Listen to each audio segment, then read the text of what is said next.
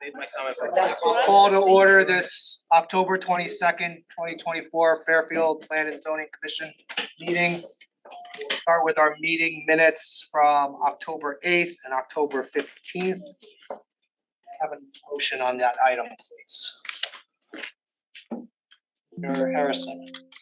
Make a motion to submit from the October 8th 15th.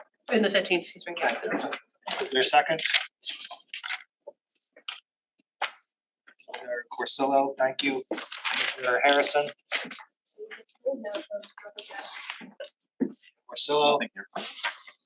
Me as well. Any, Commissioner Ford is not here. Commissioner Kowski, you're sitting in for Commissioner Ford. You're up to speed. I am. Here, Can't hear anything. can't hear you back here. Okay, I'll speak up then. Thank you. Any comments on the motion on the meeting minutes? Hearing none, can we put this to a vote? All those in favor, please say aye or raise your hand. Passes unanimously. Thank you. Next item is scheduling and budget. Mr. Went. Okay, Mr. Chairman, you saw, the chairman sent an email today. The first piece of paper on your table there is the results of the poll that I sent out. Thank you all.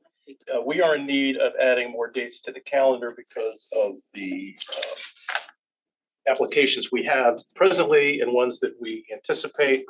So it looks like that all of the dates are viable except for November 5th election. I forgot when I sent that out. I didn't overlook the fact that that's election day. So November 5th is not a viable date.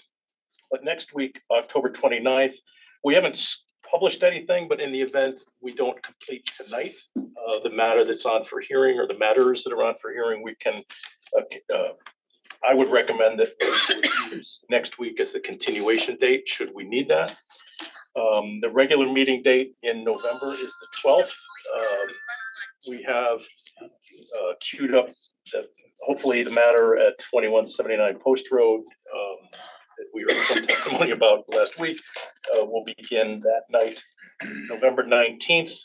Since that looks like that's the unanimously available date as outlined in the chairman's email of this afternoon. Target that date for a planning meeting to discuss POCD. And then in December, we're looking at the 3rd to add the 3rd and the 17th dates in addition to the regular December 10th meeting date. So it's a lot of the dates, I know, but we've got a lot going on that we're just going to need to plow through. So I appreciate your response and your availability. So I think going forward, should we need to continue proceedings from tonight, we would roll that to next week. And then we would go to the next regular scheduled meeting, which is the 12th, planning meeting on the 19th, and then we'll use the 3 December meetings for hearings as we need them. So that's kind of the game plan going forward. So with respect to budget, I did get an email through the chair. There are a couple of you were looking to discuss budget issues, and I'll briefly, there are 2 pieces of paper there. First one is the actual this year's budget. Of the budget for the department, $40,000 of which is 5% of the budget, are essentially our discretionary line items. The rest we don't really have much control over, any control over actually.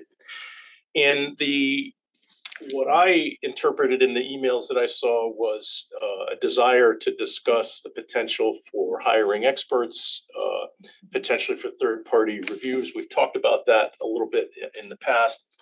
The third piece of paper in that packet is a statutory provision. It wouldn't be, if we were going to go down that road and explore that and discuss it, in my opinion, that's not really a budget issue. It's more of a regulation issue. There's a statutory provision that I provided to you that allows the commission to adopt a regulation to require that applicants pay for third-party reviews.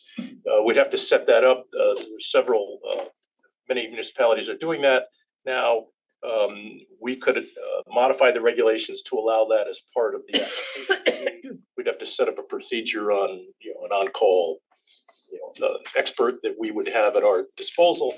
So if there's going to be discussion down the road in terms of implementing that, I don't believe that to be budget related issue. It's more of a regulation related issue. And if we want to, if you are inclined to have further discussion on that, I would suggest that, as you all know, as we discussed last Tuesday, the next step in our process that we are in the midst of, once the POCD is put to bed, is the rewrite and updating of our regulations. We can certainly consider adopting such a provision that would allow consideration of that. That was my interpretation of the budget discussion request, but if I've missed the mark there, I'm happy to answer any questions anybody has. Commissioner Harrison. Yeah, no, thank you for this, and I really appreciate it. I think, and I was one of the people candidly that did ask about it.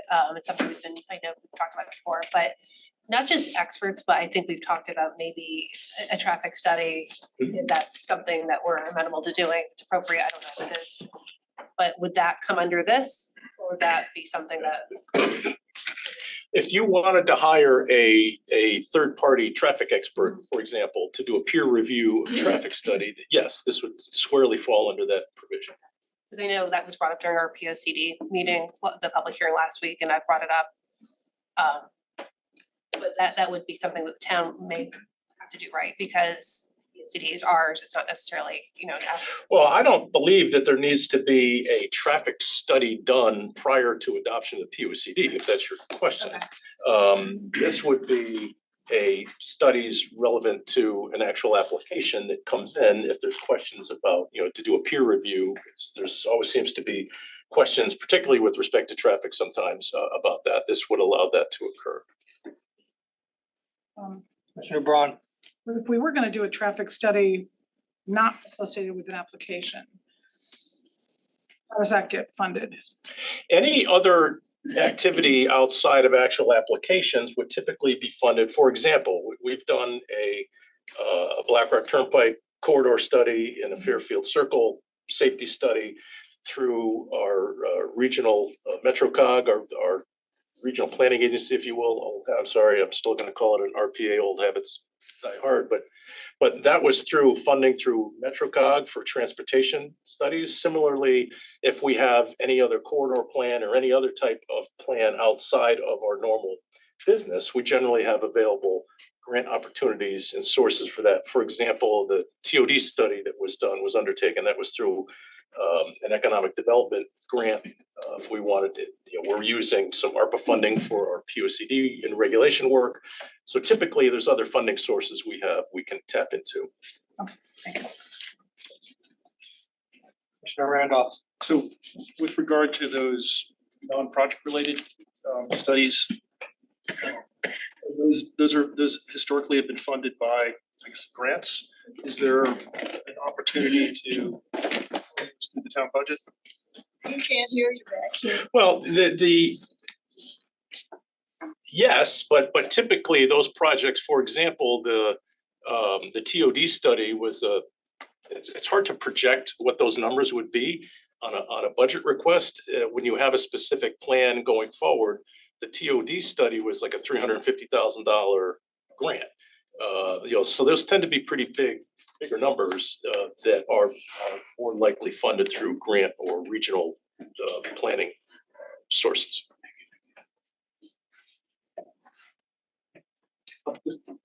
They said they couldn't hear us. Is the microphone working okay? No, you don't have them. Oh, we don't. Okay. Yeah. The microphone only catches it there, so if we can speak up a little bit. All right. If anybody can't hear, there's some chairs up here. That might be easier. Any further questions? There's really nothing to vote on, so we'll just move on. Our next item I will Just call, had one more question. oh, go ahead. Sorry, when do you put in your request, your budget request? Is it now? Yeah, the preliminary budget request is due by the end of the month, but that's not the end of it. There's a process that takes place from there, meeting with the litany of committees and boards that Sure. to get to the end. Thank you. I'll call the next item.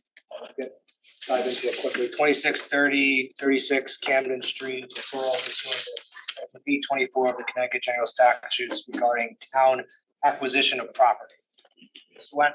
Yeah, quickly, Mr. Chairman, you hopefully have had a chance to look at the details that Emmeline had put together on this. This is a grant opportunity that Emmeline's been working on for quite a while through FEMA to acquire a piece of property in the floodplain for open space. Unfortunately, we just learned earlier this week that there may be that owner, because it's taken so long for that to work its way through the federal process, that the owner has entered into a contract with another party to potentially sell it. We don't know how that's going to shake out at this point. We'll learn more, but at this point, we're recommending we table that matter. Based on that, can I have a motion for table, please? Commissioner Corsillo, second Commissioner Harrison. Any further questions or comments based on what you just learned? All those in favor, please say aye or raise your hand. Passes unanimously.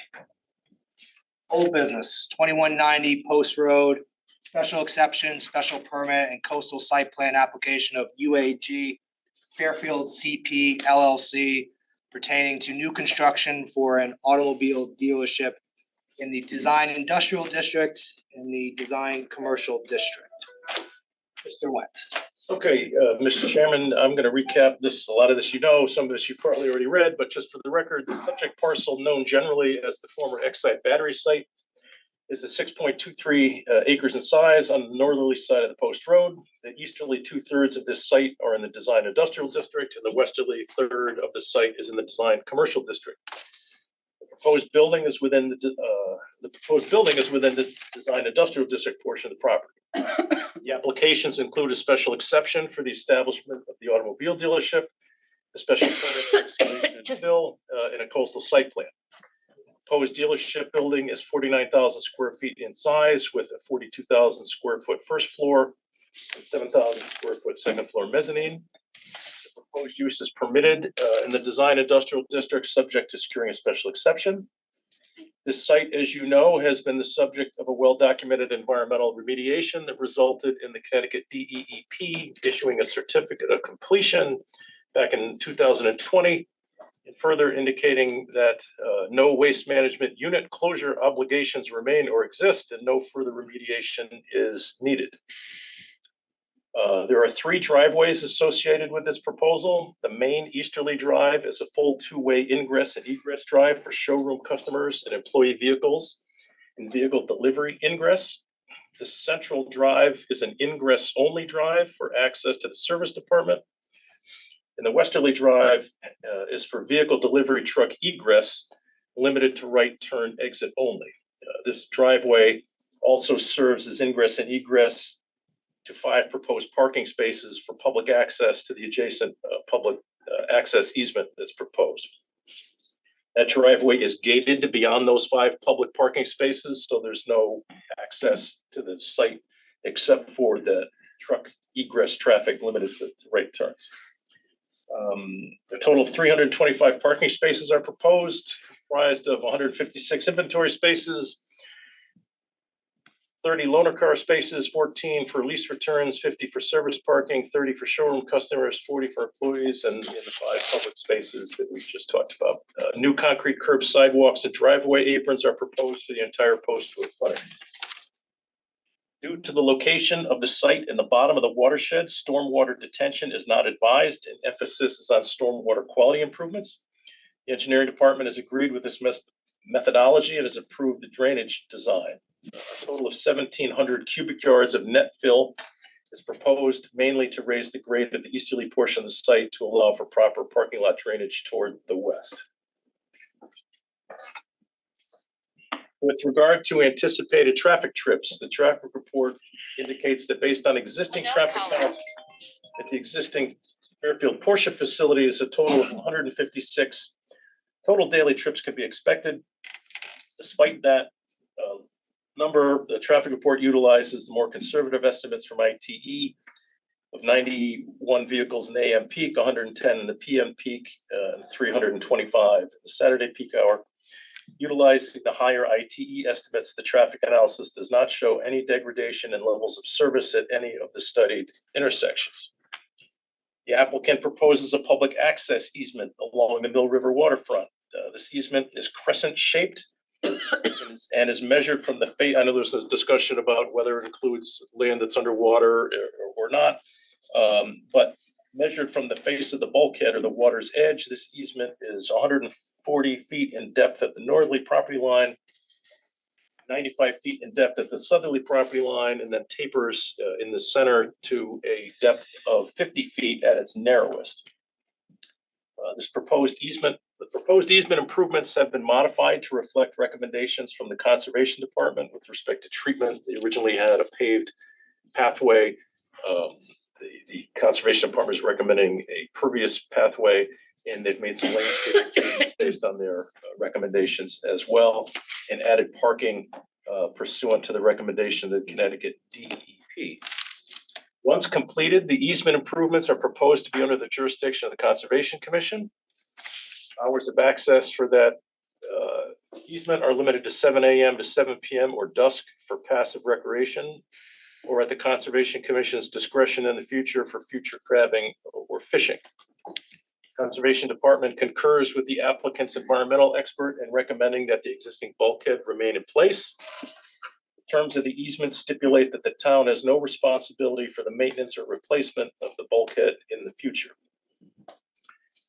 Staff report regarding the coastal site plan dated August 27th indicates that the proposal is consistent with coastal management concerns and recommends the following conditions should this application be approved. Number one, that the public access easement be recorded on the land records with all public access improvements installed or completed prior to issuance of her certificate of occupancy. Proper signage be installed identifying the public access and parking. And 3, soil erosion and sedimentation controls be installed and maintained during the entirety of construction.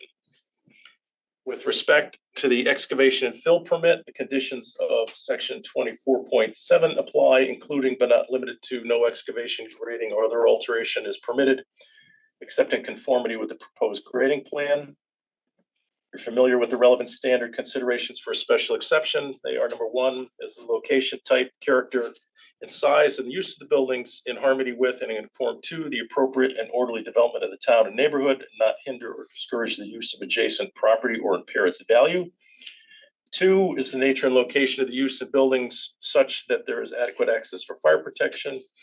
3, are streets serving the proposed use adequate to carry prospective traffic with provision made for entering and leaving the property without creating undue hazard or congestion. 4, is the proposed use compliance with the POCD. And then specifically with respect to automobile dealerships, outside storage and display vehicles shall comply with the 10-foot setback requirements. No work on vehicles shall take place outdoors, and any vehicles in excess of 5 awaiting repair or have been repaired shall be suitably screened. There's fencing shown on the plan, but again, should this go further, we would recommend an additional condition that we get further details of that proposed fence that's indicated on the plans. That is all I have at this point, Mr. Chairman. Thank you. We have a motion on the item. Motion to deny the application? Motion denied from Commissioner Randolph. Is there a second? Commissioner Corsillo seconds. Commissioner Randolph. Oh, yes, I'm sorry. You did say that. Let me go to Commissioner Levy quickly. Yeah, just for the record, it should reflect that about 3 years ago, I represented the owner of the restaurant that is surrounded by this property. And I can assure the applicant and the public that there's nothing about my representation of that individual or the nature of that matter that in any way affects, to my mind, my ability to be fair and impartial on this matter. So accordingly, the record should reflect that prior association, but I have no intention of recusing myself. Thank you. To you, Commissioner Randolph. For the record, I'm a registered architect in the state of New York. I've been registered for 30 years, reciprocity with Connecticut. I've worked in commercial real estate for 25 years. So my reasons outlined below are not based upon conjecture. It's based upon 30 years of experience and commensurate educational background got a master's in architecture as well as an MBA in finance. Fairfield zoning regulations state that the conditions of approval, I'm reading this, do you guys want a copy? If you're gonna read it, just read it. Fairfield zoning regulations state that the conditions of approval of a special exception require that the location, type, character, and size and the use of the buildings and structures are in harmony and conform with to appropriate and orderly development of the town and neighborhood and not hinder or discourage appropriate development and use of the adjacent property or impair its value. Section 2741. The application's proposal for 2190 Post Road, 49,000 square foot Generation 5 Porsche dealership with 322 parking spaces on 6.2 acres adjacent to the Mill River fails to meet these requirements. Specifically, the proposed project does not align with the location, type, character, and use, size and use of these structures in the vicinity, nor does it conform with the orderly development of the town of Fairfield or the neighborhoods designated as the center and Southport districts in the 2016 Plan of Conservation and Development. Furthermore, the proposed dealership could hinder the appropriate development and use of adjacent properties, potentially impairing their value and limiting the town's tax base for the reasons outlined below. Additionally, the proposal must comply with the Connecticut General Statute governing water-dependent uses as defined by Connecticut General Statute 22A 93 and Connecticut General Statutes 22A 92A. And I won't finish reading the statutes, but they're listed below. For these reasons, the applicant for the Porsche dealership should be denied in accordance with Connecticut General Statutes 83 CB 87 and 826E. The project fails to meet specific standards outlined in Fairfield Zoning Regulation 2741 and the above referenced Connecticut General Statute sections. The reasons for this decision are supported by the record and are summarized as follows. Building type. The proposed Porsche dealership does not meet the building type criteria specified in the zoning regulations. The project is fundamentally out of harmony with the character of the town and neighborhood as required by 2741. The applicant presented a comps report summarized in an exhibit I've got here, listing 24 surrounding properties, of which only one, 2269 Post Road, currently leased to Carvana, is a similar operation, although much smaller, at 16,898 square feet, 34% of the proposed project size. The other buildings in the vicinity include 20 structures totaling 282,000 square feet, 45% identified as professional office, 145,000 square feet, and 17% as restaurant and retail, 46,000 square feet. The proposed Porsche dealership at over 3 times the size of the Carvana property is greatly disproportionate to the existing building types in the area and disrupts the established development pattern. And that's my professional opinion. Character. The proposed project significantly fails to align with the character criteria set forth in the zoning regs. The design described as modernist, and this is from their report, modernist with a strong influence of corporate minimalism or high-tech architecture, is entirely inconsistent with the existing architectural styles in the area. Again, that's my professional informed viewpoint. The comps report reveals that the predominant architectural styles include colonial, this was from their report, 10 of the 20 buildings, and mid-century modern, which was incorrect, with many structures being utilitarian rather than designed with a distinct architectural style. The absence of any buildings in the vicinity that share the proposed dealership style underscores its incompatibility with the surrounding neighborhood's character. The stark contrast in architectural style is sufficient grounds for rejection alone. Size. The proposed project size is entirely out of scale with the neighborhood, further reinforcing its lack of compatibility. At 49,000 square feet, the dealership is 347% larger than the average property size in the comps report at 14,116 square feet. No comparable single-tenant buildings exist in the area, none. With the next largest being the Carvana dealership at 16,898 square feet, just 34% of the size of the proposed dealership. This considerable size difference makes the proposed project existing development scale in the neighborhood. Again, my professional opinion, and poses a significant disruption to the visual and spatial harmony of the area. Location. The proposed location of the dealership does not align with the surrounding uses and does not meet the conditions for special exception. Only one building in the comps report, the Carvana, and that's one out of 24 locations cited. The Carvana dealership is similar use, while other automotive related uses are either non-existent or dissimilar. There's a small mobile gas station and a converted gas station that's used for repairs. The clustering of similar operations in Commerce Drive, approximately 4.5 miles away, underscores that the proposed location is unsuitable for this type of use. Placing a large-scale car dealership in this location will introduce a use that is inconsistent with the established pattern of development, further justifying rejection. Reasons denying based upon the Connecticut general statutes, and these relate to the environmental issues. The project must comply with several CSG sections, including 22A, 92B, 1A, prioritizing water development uses in coastal areas. 2292A3, giving preference to uses for dependent on proximity to water, encouraging public use along Long Island Sound through effective utilization. 22A92C, expanding coastal recreational opportunities. 22A9316, defining water dependent use as those required direct access to maritime or tidal waters. The proposed project does not comply with these requirements for several reasons, and these are state regulations. The proposed dealer and repair facility itself is not a water dependent use. And the proposed park along the Mill River shoreline is insufficiently sized, just under 1 acre total, with only about half an acre above mean tide. Half of the park is underwater.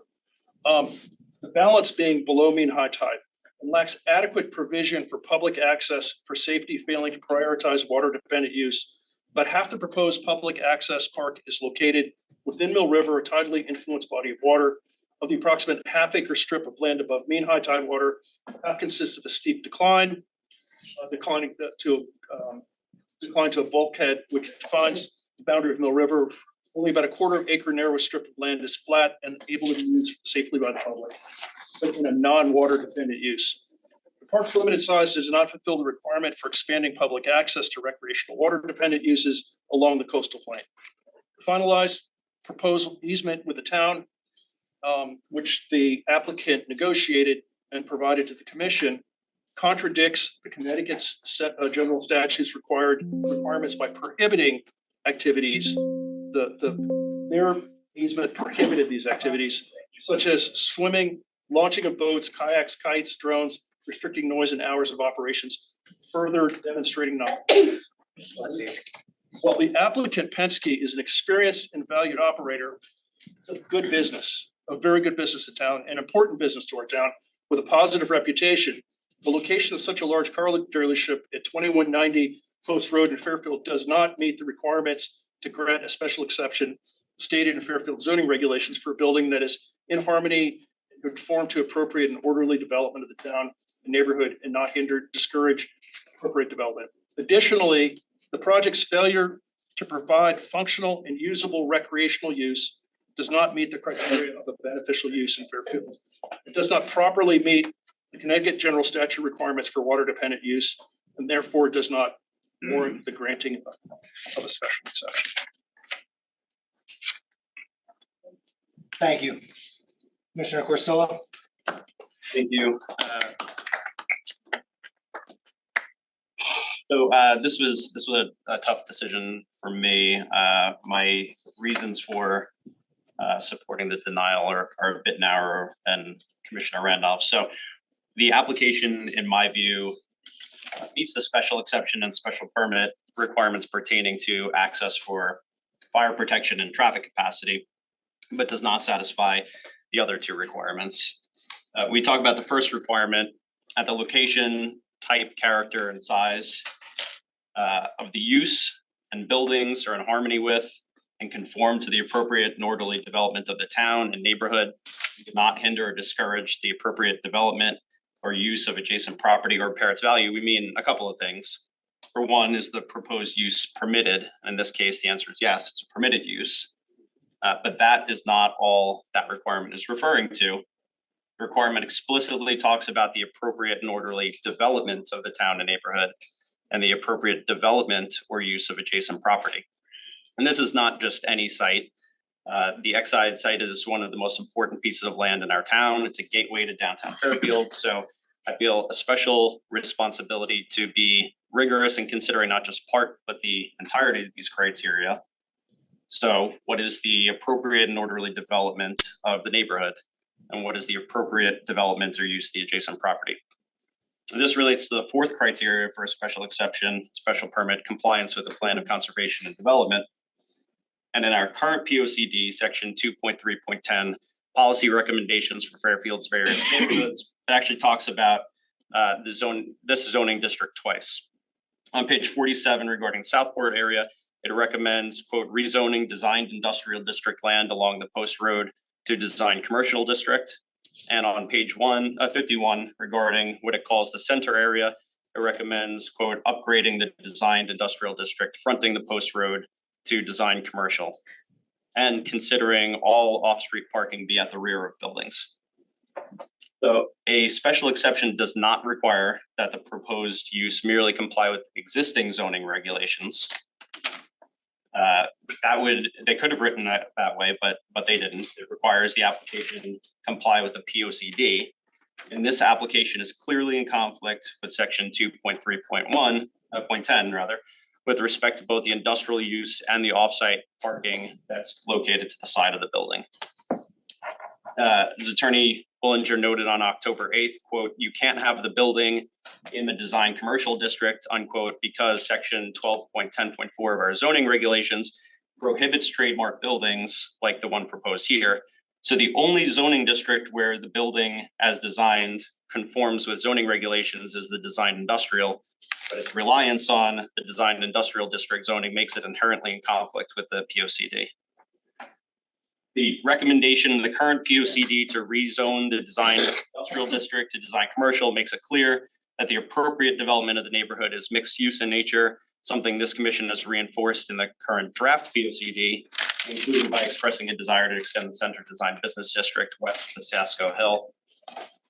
POCD, though, importantly, is a plan, and a plan is defined as a proposal for doing or achieving something, or an intention or decision about what one is going to do. It is not a description of the current zoning. It is the recommendations within it. And the fact that previous commissions may not have gotten around to implementing the recommendation to upgrade or rezone the design industrial district to a design commercial district yet does not somehow make the application magically comply with the POCD. And Attorney Bullinger's references to the Carvana site, the nearby auto service station, and the history of nearby automotive uses as reasons this client chose the site make it clear that auto uses attract other auto uses, which undoubtedly will hinder the appropriate development of adjacent property. So I echo Commissioner Randolph's comments. Penske is a very valuable contributor to the town. I support their continued growth in the town, but for the reasons I listed, I cannot support this application. Thank you. I don't know who was first. Commissioner Levy, go ahead. Yes, thank you, Chairman. I have great respect for Commissioner Randolph and often value his professional opinions. But I remind our fellow commissioners that his expertise and the opinions expressed here are opinion but not evidence. And as any judge would say, it is up to the trier of fact to evaluate that. And here we're dealing with opinion and not testimony or sworn evidence before this commission. I respectfully must disagree with his proposed denial, and I would hope my fellow commissioners would seriously consider the implications of a denial here. The POCD from 2016 has not been amended by this commission. The property is in a designed industrial district. It replaces, when I moved here in 1980, which was an eyesore of the abandoned Exide monolith, a huge brick building, a factory permitted in a design district. And while it is very modern in its appearance, it is such a vast improvement, particularly for a property which has stood vacant for over 44 years, largely due to environmental concerns, but even 4 years While we've had other proposals for mixed-use development, which frankly I might prefer, but the market has spoken, and what's before us is a proposal to put in a very viable business, which would bring tax revenue to the town. Would be a vast, would make use of a property that has stood idle for so long. And to my mind, meets all of the requirements for a special exception. I mean, what it boils down to is largely the issue of the first section of 27.4.1, which is the location, type, character, and size and use of the building and structure shall be in harmony with and conform to the appropriate and orderly development. And then the second half is whether or not it would impair the value of adjacent properties. And our courts have said that those are two criteria and they are separate and distinct and should be looked at in the conjunctive, but each of them must be met. But as to the first, I mean, that is a general requirement. We start with the proposition that within this designed industrial district, this is a permitted use subject only to the special exception. It meets all of the administrative requirements as far as setbacks, parking, traffic, you name it, it meets. So if it wasn't for the language of special exception, we would have no discretion. But it's only the fact that it's a special exception application that we have discretion. But that discretion cannot be unreasonable, it cannot be arbitrary, it cannot be capricious. Those are the words the court uses when they reverse zoning commissions or administrative findings, because we have to act reasonably. And from what I hear, the biggest concern is people don't like the way this building looks. Yeah, it's modern, okay? But the question is it in harmony with the neighborhood? And when you're looking at the post road in an industrial district, how can it not be in harmony with this neighborhood? Because there is no particular character to this neighborhood. You have office buildings, you have a car dealership next door. And in case any of you forget, when I moved in, it was Trainer, Porsche, Audi. Then it became Karin. Then it became, I think, a Hyundai dealership. And now it's Carvana. And it's across the street. So how can this car dealership not be in harmony with what's already there? You may not want another car dealership, but it's certainly not in disharmony. And then what is the harmony of this neighborhood? Are we looking at clapboard houses?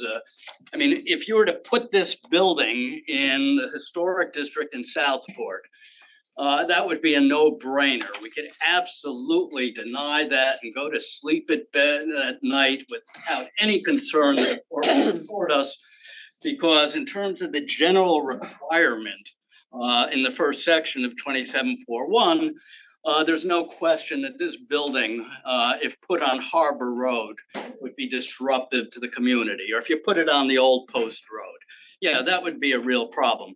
But we're not putting it in downtown Southport, in the village. We're not putting it on the old Post Road. We're not putting it in Stratfield. We're putting it on, or they want to put it on the Post Road. And when you compare it with what's right up the street there, the wedding cake building, which is massive in its size, and hardly the picture of tranquil New England architecture, how can you say it's not in harmony with what I'd consider to be an eyesore? At least this one is modern and has an appropriate look to it. So when we get to that issue of whether or not it's in harmony, this is not like a specific administrative requirement where it's either yay or nay. Okay, but here what the court looks to is there substantial evidence as to this property which would support this commission if we were to deny the special exception. And frankly, I haven't heard substantial evidence that this is not in harmony with the neighborhood, not when it's next door to an existing car dealership, not when it's next door or right down the road from a gas station, an auto repair, a cigarette dispensary, a vacant lot, a restaurant, office buildings. what is the character that it's not in harmony with? It beats me, right? So is it in harmony? Yeah, it's in harmony because it's another distinct style within an area on the post road, which has multiple different styles and harmony. So to my mind, this general requirement, which the courts look closely at, unlike other specific requirements that we may consider, it would be an absolute abuse of discretion to deny this application because somebody doesn't like the way it looks. I mean, I drive a Subaru. If you were to offer me a Porsche over a Subaru, I'd take the Subaru where I drive, right? Or would I prefer a Subaru dealer? Yeah, but those are discretionary things, okay? It's not a basis to deny it that it's modern Porsche as opposed to New Hampshire or Vermont Subaru. So on that basis, I think that it fully meets the requirement. In terms of character, size, and use, well, the use is permitted, subject to special exception, and it meets all of our zoning requirements. Yeah, it's bigger. It's also on over 6 acres of property. Right, so of course it's going to be bigger. If it was smaller, you'd be arguing that it was not appropriately using the vast size of it. I mean, if there are other uses that might be appropriate, sure, but this is what's before us. So, but based on that, you know, I would say that it meets the first requirement. Mr. Randolph mentioned, Commissioner Randolph mentioned that it could potentially, you know, hinder value to other properties. Well, coulds and shoulds don't fly. You know, is there any substantial evidence that it would affect the neighboring property values? Absolutely not. If anything, the evidence before us was that it would increase the property values. Okay. In terms of the issue of the water development and the conservation use, let's remember the evidence before us. The Conservation Commission has signed off on this. You know, and the limitations on the use for potentially crabbing and fishing are consistent with a passive recreational use.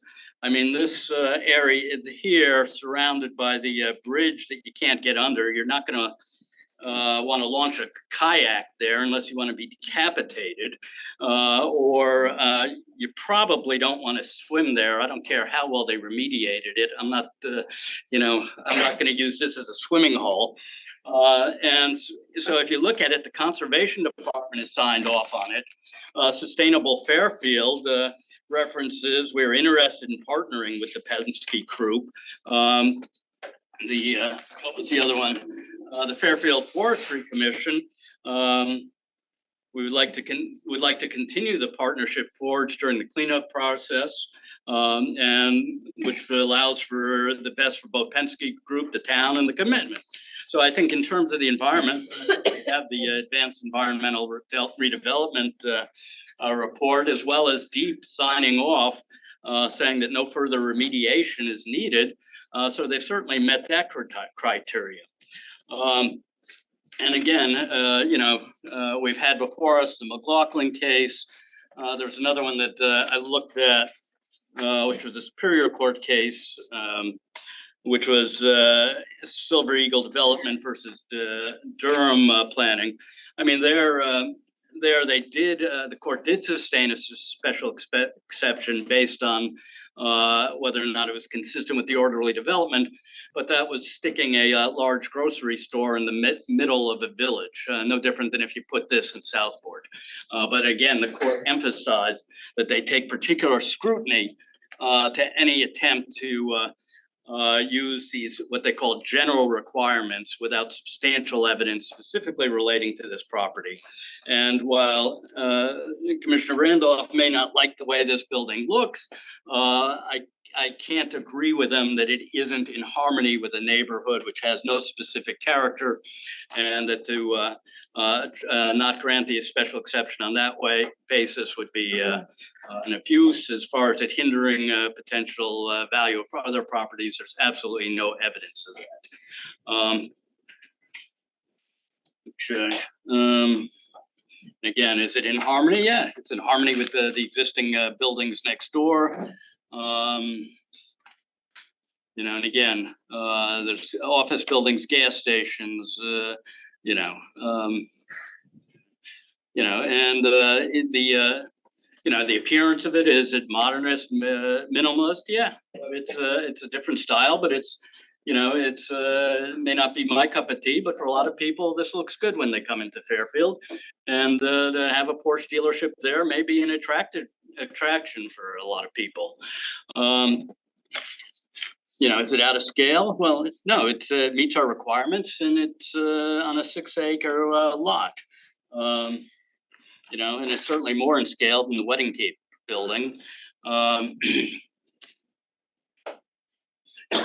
And again, turning to the conservation issues, the evidence before us is that they've done a good job as far as coordinating with the local parties in interest.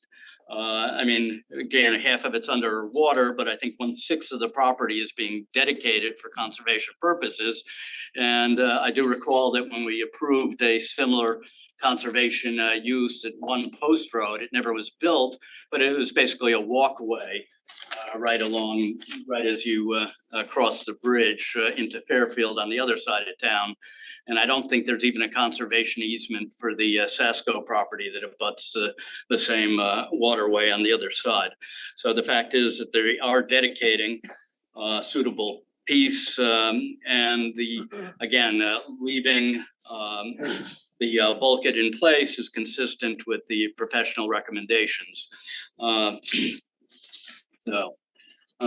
Basically, and I would like to remind our commissioners, and you should take this very seriously, is you may not like this designed in this modern building in an industrial district, but let's consider what would be permitted with absolutely no discretion. We could have a factory there, a big factory, just like Exide, that's permitted, right? We'd had no choice about that. You could have a big warehouse, that's permitted. Wholesale businesses, a common carrier and a freight depot, permitted. Trucking business and terminals, permitted. Do we have any discretion about that? No. Storage yard, permitted. Building contractors, permitted. Restaurant and food services. Yeah, we could have a McDonald's and a Wendy's there. I think that would be a great entry into the town. Wholesale laundering, you could have another veterinary hospital to compete with what's up the street. Off street, you could have parking garage, you have government buildings, you could have a train station, a freight terminal, and you could have a train station there. There's tracks. Freight terminals, indoor recreational facilities, that might be good, but and the only reason we're having this is because for gasoline filling stations and auto seals, they need a special exception. So again, is it necessarily what I would want there? Not necessarily, but to my mind, does it meet the requirements of the special exception? It certainly does. Should we deny it? I think it's just a matter of time before that'll be determined to be an abuse of discretion, and God knows what'll come to follow in the interim if they don't pursue it, should they not appeal the matter. So based on all of that, I would request that the existing motion to deny not be approved by my fellow commissioners. And then if I do have the opportunity, I would make a motion to approve it, and I might add a bike rack and a bike rack there. Because when I was on my bike the other day, looking at this property, I said, we need a bike rack just like the ones by Finn and downtown. And maybe a note that if there's not, that in the event that there's not room for parking in the 5 spots because they're already filled, that maybe people could use the customer spots at Penske. So again, think very seriously about whether or not the appearance of this building, to your mind, is sufficient reason to deny this application. Thank you. Thank you. Commissioner Harrison and Commissioner Braun. Yeah, thank you. Again, this is a very serious matter, very, hard one that I've been thinking about, and obviously been rewatching some of the hearings. For me, the question is, should this project, as beautiful as I think it is, I like the project, I like Penske, I like what the vision is in many aspects of it. But the question is, should this be located on the Mill River shoreline? This is a very large dealership. It's a repair facility with 23 repair bays, 5 detailing bays, over 322 parking spaces, of which we've been told that about 80 are for customers and servicing purchases. Another 45 are for employees. Almost 80% of the property outside of the public access easement will be impervious surface. The parking for new and used vehicle inventory, loaners, lease returns, customers and employees is throughout the entire area in the front on all sides of the building, including near the public access easement along the river. The truck traffic will be directed to exit near the public access area where the 5 public parking spaces are located. I'm not going to repeat what's already been said, except I disagree that the special exception conditions have not been satisfied. I would add a few comments about the public access easement, which has been a sore point for me. The easement language itself is very restrictive in terms of what the public can do, although it makes for good business sense for the applicant to impose these restrictions near its dealer and repair facilities. The space and the use restrictions render this public access area deficient. Our town has spent 30 years and countless hours of staff studying, investigating, coordinating, and leading the cleanup of Mill River and the 6 acres of exiled land. It was envisioned that there would be a restored shoreline, an open space greenway, and public access to the river. The easement language prohibits the public from doing things that could create noise that may annoy Penske business, from flying kites or launching boats or swimming. The application does not provide any access to the river. It is claimed that almost an acre of land was being given in the easement, but that's not true. Half of it is under Mill River. The other half is a narrow strip of land from the post road towards the Metro North Railroad tracks. But about half of that strip is very steep slope down the metal bulkhead and then vertical drop in the river. The public can't use the steep slope safely and cannot gain access to the river. The remaining flat, very narrow sidewalk, picnic tables, trash cans, and plantings. By strictly limiting what the public is able to do, providing no access to the river, preventing the use of boats in the river, and offering just a narrow strip of accessible open space, I don't believe the public access component is adequate, and it does not satisfy our commission's coastal site plan review, which is under our purview. There is no water dependent use, or it does not restore coastal resources. Mill River, as stated by many people tonight, it's our greatest natural resource, aside from 5 miles of shoreline, and it flows into Southport Harbor. That's the most iconic landmark of our town. The town of Fairfield has intervened into DEP hearings both to clean up the river and to make sure we can see the river. Unfortunately, because the applicant will not remove the temporary metal bulkhead, this will prevent Mill River from being fully restored and leaving it looking like an industrial remnant. Once this facility is operational, there'll be no possibility of creating a safety sloped natural shoreline. I really appreciate the applicant giving, Fair Plan and many other groups credit, the town and others for the unique and lengthy collaborative process that took place between town, XI, DEP, and other nonprofits. But we've heard from many of these entities do not support the plan being proposed from the public access open space. I'm going to list some of these comments and concerns. Let's start with the August 27th, 2024 letter from DEP. They point out that this part of the Mill River is within DEP's natural diversity database as habitat, and that town-owned shellfish beds are in the portion of the river. DEP points out that the highest priority and preference must be given to water-dependent uses, and that public access should be provided to the river. The applicant apparently didn't consider the possibility of removing the metal bulkhead, restoring the shoreline, or providing any access for the public to the river. I want to mention the letter from former Conservation Director Tom Stanky, who served our town from 1971 to 2014. He wrote 2 letters, and he pointed out that public access is being offered but not really provided because it is obstructed by leaving in place the metal bulkhead. Mr. Stanky was involved in the cleanup, including the wetlands permit that we issued, under which the temporary bulkhead was installed to enable the cleanup project to take place. He has recommended the temporary bulkhead be removed, the disturbed riverbank be graded to the stable angle of proposed, and replanted to restore its pre-existing condition.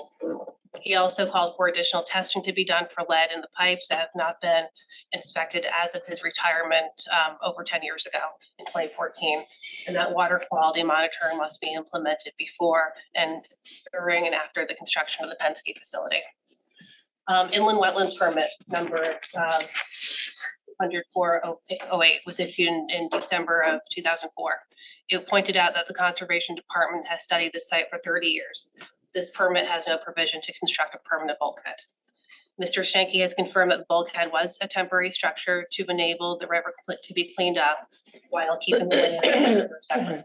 The permit standard wetlands permit conditions require that temporary structures such as this be removed, and also that any changes to the permit must go back to the wetlands agency.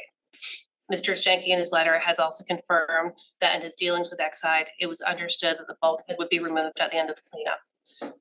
Again, Mr. Stanky retired in the fall of 2014 while the river remediation was still in process, and there was no evidence that the wetlands permit was ever modified. Tim Bishop, the current conservation director, wrote this past August, while he did not agree with removing the bulkhead, he did point out the importance of the natural resource and that the public amenity section should include ecological functions and recreational value. Again, we haven't seen that. Mill River Wetlands Committee wrote a letter last month on the September 9th. This esteemed nonprofit has its mission the study and education of the Mill River and provides curriculum to our public school system and private schools. They point out that this property is unlike any other property in Fairfield due to its proximity to the Mill River, which is ecologically significant and will have impact on Southport Harbor and Long Island Sound. They requested adding a bioswale to better clean the water, especially in times of bad storms that could overtake the stormwater system. And also that water quality monitoring should be done before and during after construction by an independent lab. The Fairfield Forestry Committee, which now includes the Fairfield Pollinator Pathway, wrote also on September 9th, they were concerned that the easement is half underwater, with the remaining portion partially steeply sloped and the flat portion too small to be considered adequate for public access. There is also concern about the building facade and lighting due to disruption of migrating birds and pollinators. They have not seen we have not seen a planting plan yet, or they haven't, I should say, and we're concerned that it would not support local pollinators. Sustainability Fairfield Task Force wrote in October that they have several concerns, including the high amount of impervious surface combined with automotive runoff and potentially toxic chemicals that could flow into the Mill River, and suggested more natural areas be added to allow for saturation of rainwater and snow belt, which could naturally filter out hazardous chemicals. We also pointed out that half of the public access easement is under Mill River, and there is very little room for the public to actually access the area. There's also concern about lighting and as I mentioned, on birds and pollinators. While 3 town bodies intervened in the DEP hearing, Shellfish Commission, Harbor Management Commission, Conservation Commission, for a few reasons, they've not been given the opportunity for input, or they have not issued input. The Harbor Management Commission minutes over 3 meetings this past summer reflect concern over water quality of the Mill River and the lack of adequate space for public access. Again, I do appreciate the Penske business, and I hope they remain in our town. We want them here, but this location is just not appropriate for this scale of project, especially just with their lack of flexibility and enabling an acceptable public access area and preserving our coastal resources, which I think we all value as a town. So for these reasons, I'm gonna have to deny it. Thank you. Commissioner Braun? I don't have any prepared comments. I just want to point out a few things. I agree with everything Commissioners Randolph, Corsillo, and Harrison have said. And I want to just point out a few more things. The Conservation Commission did not sign off on this. The Conservation Director wrote a letter, but he also expressed the need for public access, which has not been provided.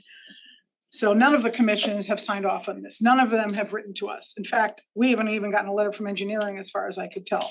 There was a code review that was done where a question was there, which I don't think it was answered, but we haven't gotten a letter from even engineering. And the code review was based on plans.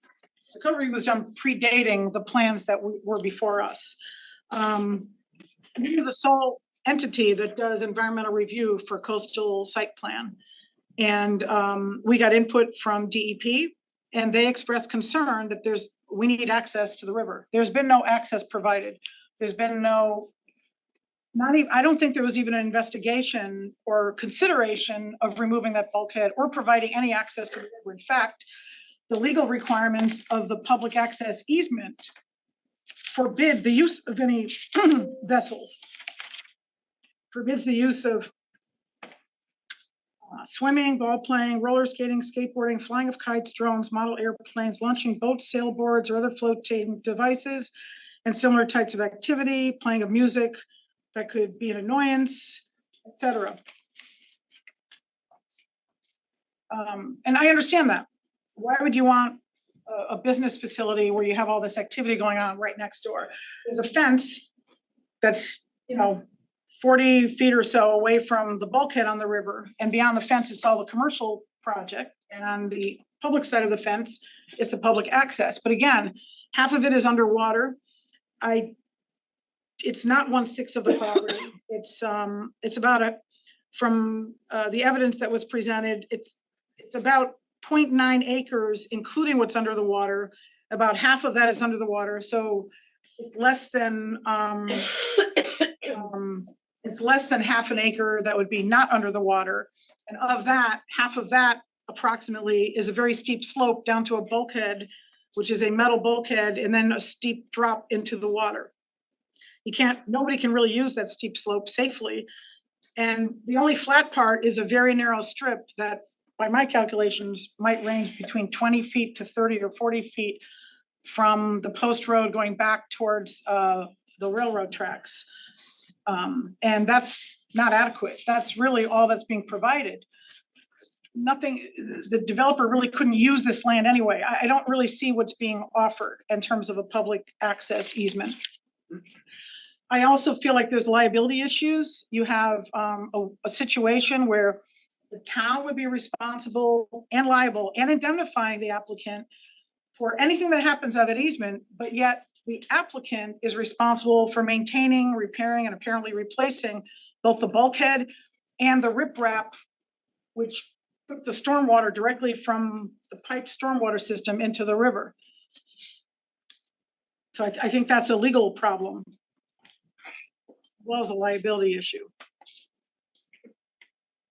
I believe we were told at the hearing that a phase 2 environmental was done where you actually test the soils, but in the questions and answers we got after the close of the hearing, they said a phase 1 was done. I would like to know if lead was tested, because the Stanky letter indicates that as of the time of his retirement in around September of 2014, his questions weren't answered. He studied that property from 1971 till 2014. As of 2014, he felt very strongly that several pipes were never fully investigated because they had collapsed, and the collapse created an obstruction, and therefore some of the water quality monitoring might not have picked up on the lead. There could still be lead there. What do we do if there is still lead there? And I would like to have seen, some of this stuff presented during the hearing, so we could have more questions and answers during the hearing. But I would certainly have liked to see a phase 2 environmental results and whether they tested for lead. Regarding some of the environmental groups, sustainability, some of the the town bodies like conservation, we didn't hear from the Conservation Commission or the Shellfish Commission.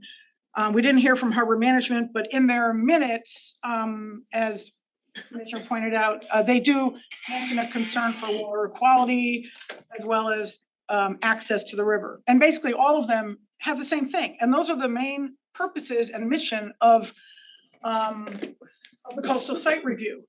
There's 2 main goals: restore, protect, and preserve coastal resources, and provide water dependent uses. And I think it fails on both of them. If you build basically 1 acre size facility with a parking lot that surrounds it, that covers 80% of the commercial development, and then there's a fence, and then you have this narrow strip of land for public access, I don't see how you could ever restore that shoreline. Mr. Stanky, the bulkhead should be removed, and there's ways to do it, but it has not been investigated. You could simply create the slope first before you remove the bulkhead, and then there was a slope there throughout history. So that's the way normal rivers are. And then you would cut the bulkhead down, and then you would have a natural shoreline and replace the natural inland wetlands plants. The fact that there was an inland wetlands permit tells me that it should have been restored. Unless the permit, we don't allow wetlands to be destroyed without them either being replaced somewhere else, like with new wetlands, like they did on the Fairfield Metro Center site, or having them restored. So these wetlands had to be destroyed as part of the remediation project. As far as I can tell, That hasn't been done, and that's why a future wetlands permit wasn't required now for this project. But the old wetlands permit, it should have been restored. That bulkhead should have been removed. And now there might have been dual jurisdiction with both DEP and wetlands, but there was a wetlands permit. Wetlands were removed, they were not returned. A control structure, the bulkhead was built, it was not removed, and the shoreline has not been restored. And the problem is, if you build a structure of this size over this amount of surface, I don't think you'll ever be able to restore that shoreline. So we will not be able to restore the coastal resources if this is built. And there is inadequate public access, as has been pointed out by other people.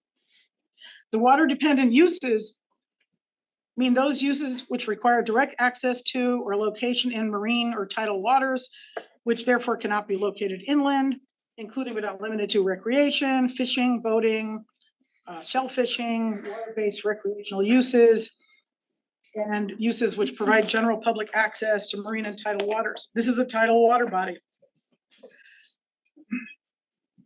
Well, fishing is allowed, boats are not allowed. I don't know how you fish in there without a boat. And without, again, restoring the shoreline or providing any access, people can't even get there to do the fishing.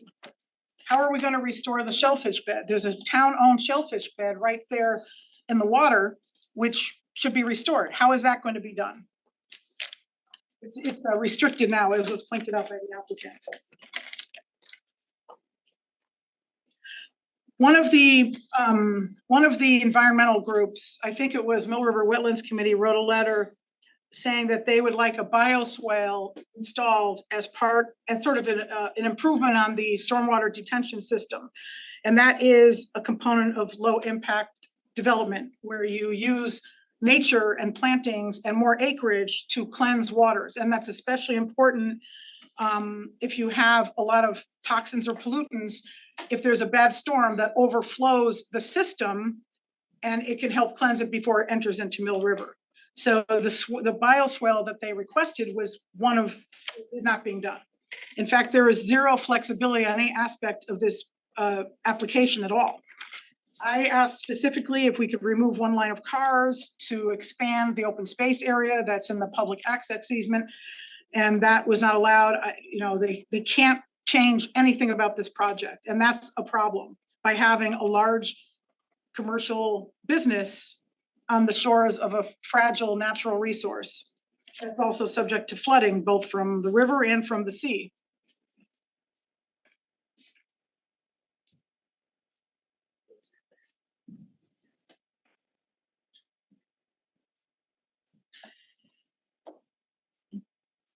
I'm sure I have another comment that I made notes of, if I could read my notes.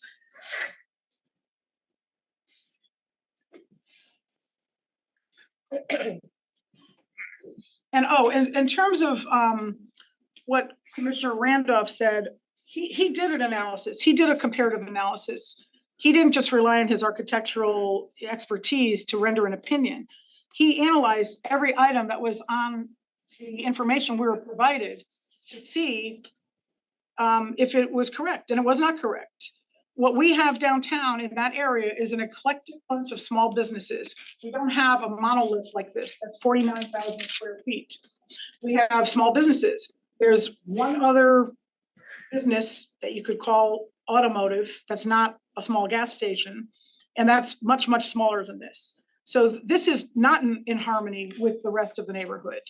You have a variety of small businesses that are not nearly as large as this, do not take up nearly as much space. And I also have to disagree with Commissioner Levy on just because you have 5 acres or 5.5 acres above the water doesn't mean you fill 5.5 acres. There's probably a lot of uses that this could be put to that don't require paving over 80% of the property. I think those are all the comments I have for now. Thank you. I have some comments. Do you mind if I jump in? Okay, thank you. I agree with Commissioner Levy's points and would urge the commission to reject the motion to deny. I have similar serious concerns of the overreach that this commission at least in supporting a motion to deny, is going towards.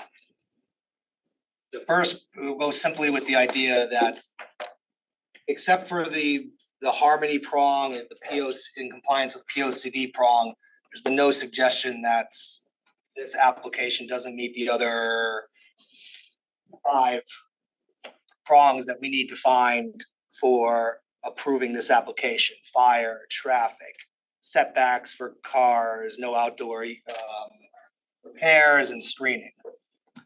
And in looking at the first prong, the harmony aspect, I agree with Commissioner Levy that I don't know how you can find that this permitted use is not in harmony with the area.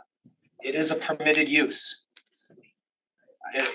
You can't get over the fact that to say that a permitted use is not in harmony with the area is in itself inherently contradictory. And I don't know a court's gonna simply even get over that hurdle or think about the other ones even with the orderly developments. Again, it's a permitted use. So how is a permitted use not in the orderly development of the area? Especially acknowledging that the rest of the area is the commercial. This one, the building's on industrial. So, I mean, Exide is kind of with industrial on the other side of the tracks too. So it strikes me as kind of hard to say that in the area it's not in the not in harmony with the area, when most of it is with respect to a different zone that this building is actually in. It just, again, it being a permitted use means it is a hard burden, I think, for this commission to deny the application. And I don't believe there's any substantial evidence to demonstrate that it does not meet the first prong. Again, as Commissioner Levy stated, and to my eye, maybe not trained, but again, I see an eclectic, very different buildings throughout the post road in this area. That it's not like the center design district where it's brick mostly throughout. Don't have that. You have different building types all over the place. It is right across the street from a car deal, soon to be a car dealership. That has always been a car dealership. So how just because it's just one, even if it is just one, it's one. Now you are treating this property different. And now that's a big property. Well, we always call it the Cupcake Building now. I guess it's gonna be referred to that for a while. That's a big building right next to it. And yes, you have 6 acres. The property owner is allowed to develop the entire 6 acres in accordance with our regulations. So I don't know how you get over that a permitted use is not in harmony with the area, particularly when you're comparing the industrial district with the neighboring commercial district, saying that the commercial district, and then not the orderly development of the area. There's been no evidence of that. That is all, in my opinion, pure speculation. I mean, there's been no testimony or evidence presented by anybody that suggested that this was somehow against the orderly development of the town or the area, excuse me.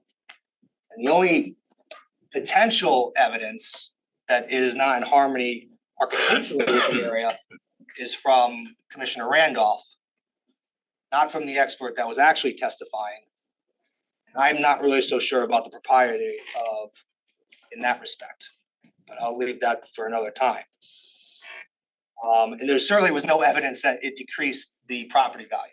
And you said, Commissioner Randolph, potentially, and that's your fatal flaw right there, even you acknowledge that. There's no evidence, and I don't know how that would be the case, anyways, with all the commercial uses nearby. So with the POCD and compliance with the POCD, we go with the current POCD, as Commissioner Corsillo rightly said. And I believe the current POCD is not phasing out industrial uses in this area. And you said Southport. I don't know if this is actually in Southport. On the other side of Mill Plain, this is, I think, a Fairfield area. Maybe I'm wrong, but I was surprised it said Southport.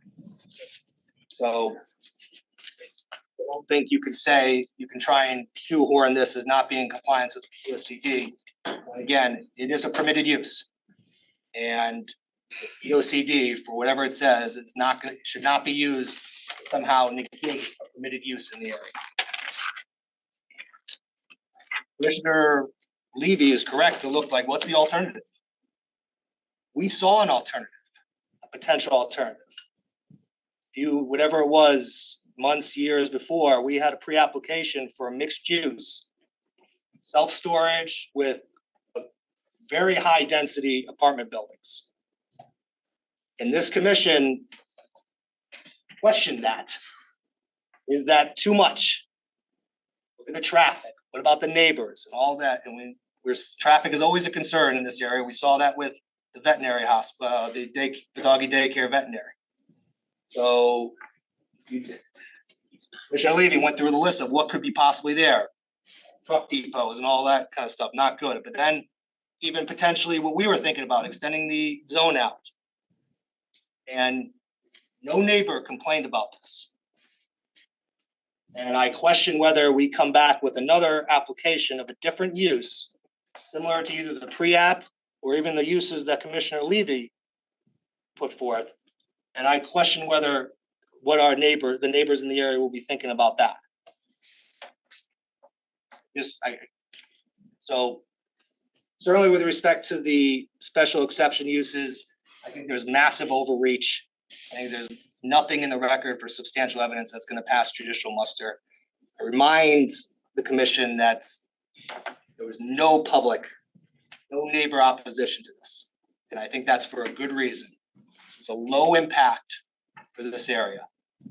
I do believe the building, while different, was attractive.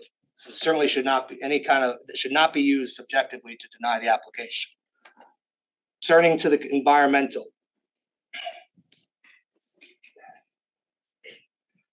I find it a little ironic that we are using the bulkhead and the easement negotiations against the applicant.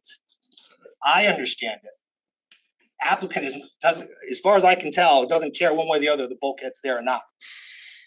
DEP and our own Conservation Commission has suggested or offer opinion or requested, whatever the word, that stay in place. So how is that being used against the applicant? That doesn't seem fair to me.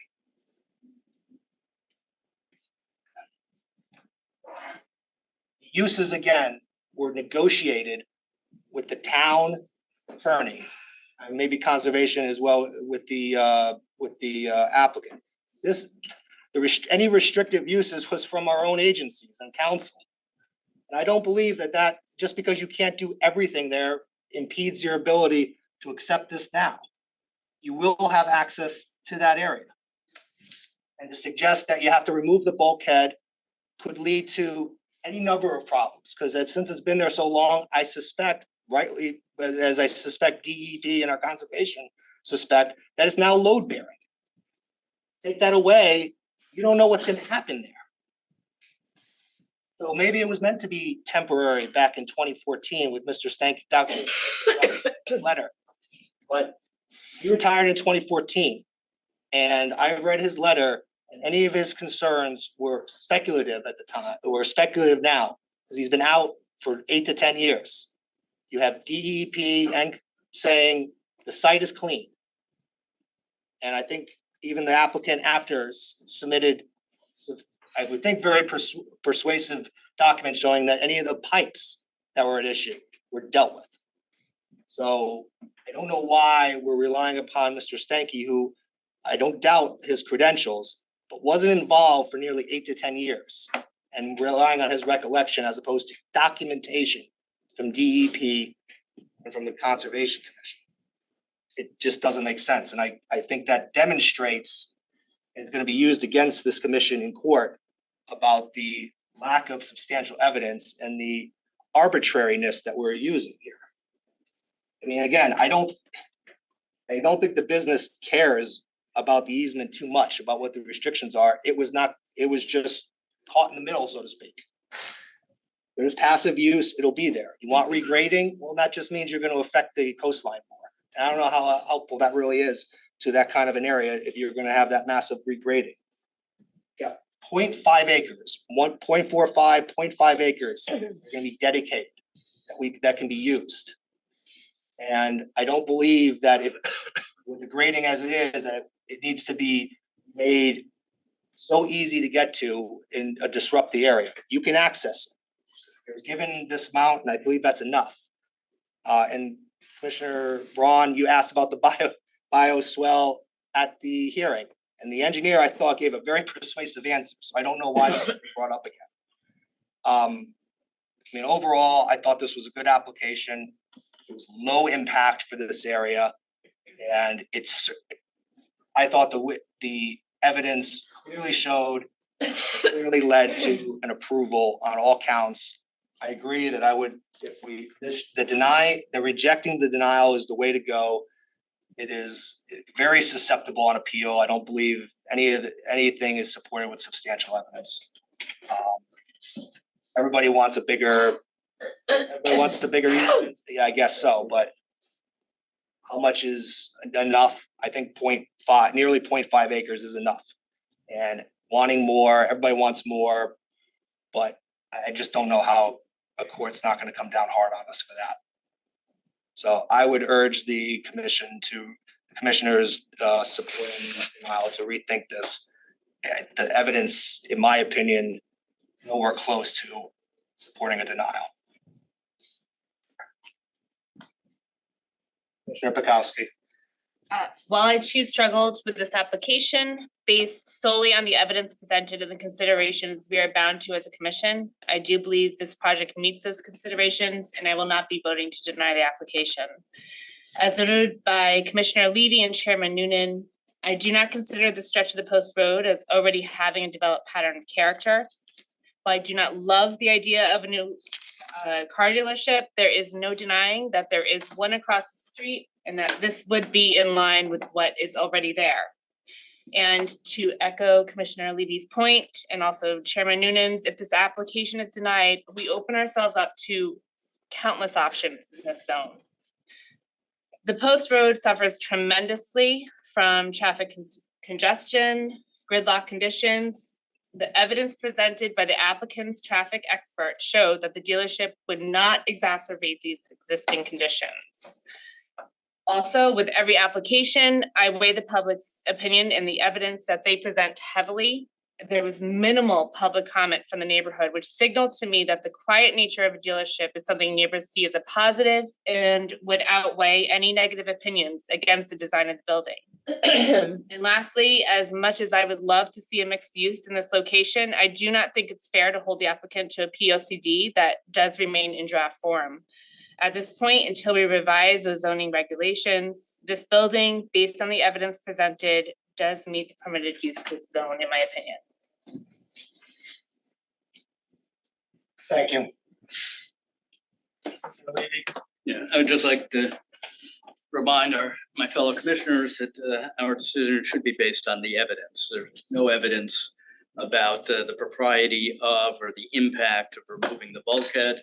To the contrary, the evidence was that the Conservation Commission released the bond, and that wouldn't have happened if there was still a continuing obligation to remove that bulkhead. And the evidence is that that bulkhead should remain in place. There was no evidence, anything about shellfish beds there, so that should not be considered. There's no evidence of it, so it's even mentioned is improper. And I think, again, based on the evidence, this should be approved. Now, would I like this to have much bigger, recreational use? I think that would be great. But for the last, 30, 40 years, the town has not deemed it necessary to buy this property and turn it into a park. In terms of the use, I think it's somewhat limited by being surrounded by railroad tracks and the Route 1, the very limited height there of the bridge. And in fact, a passive use is probably more consistent with environmental concerns than putting in a soccer field or a football field here. But that's neither here nor there, because the application before us does make an appropriate negotiated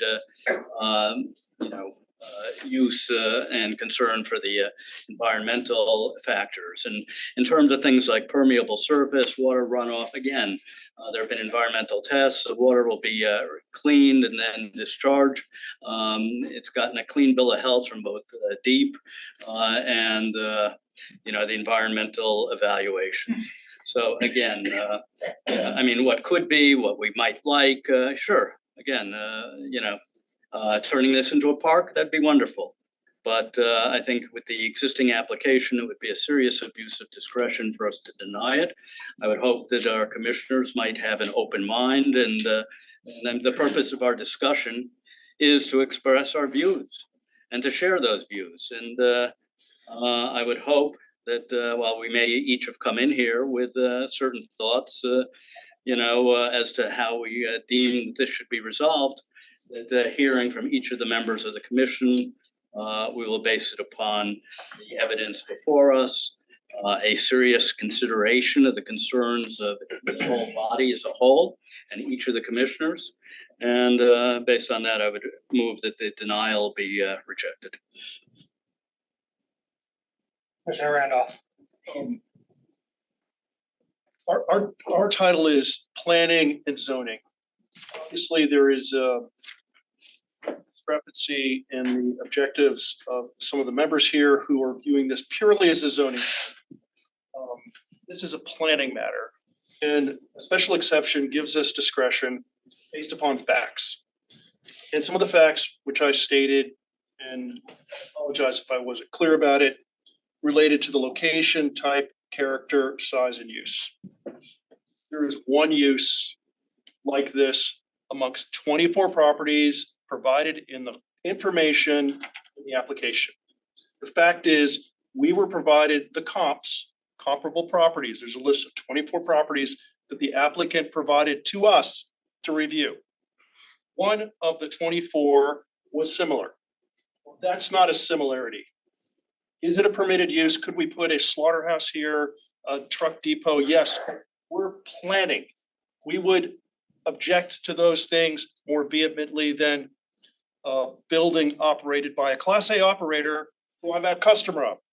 It's a good company, a good operation, stay on Commerce Drive.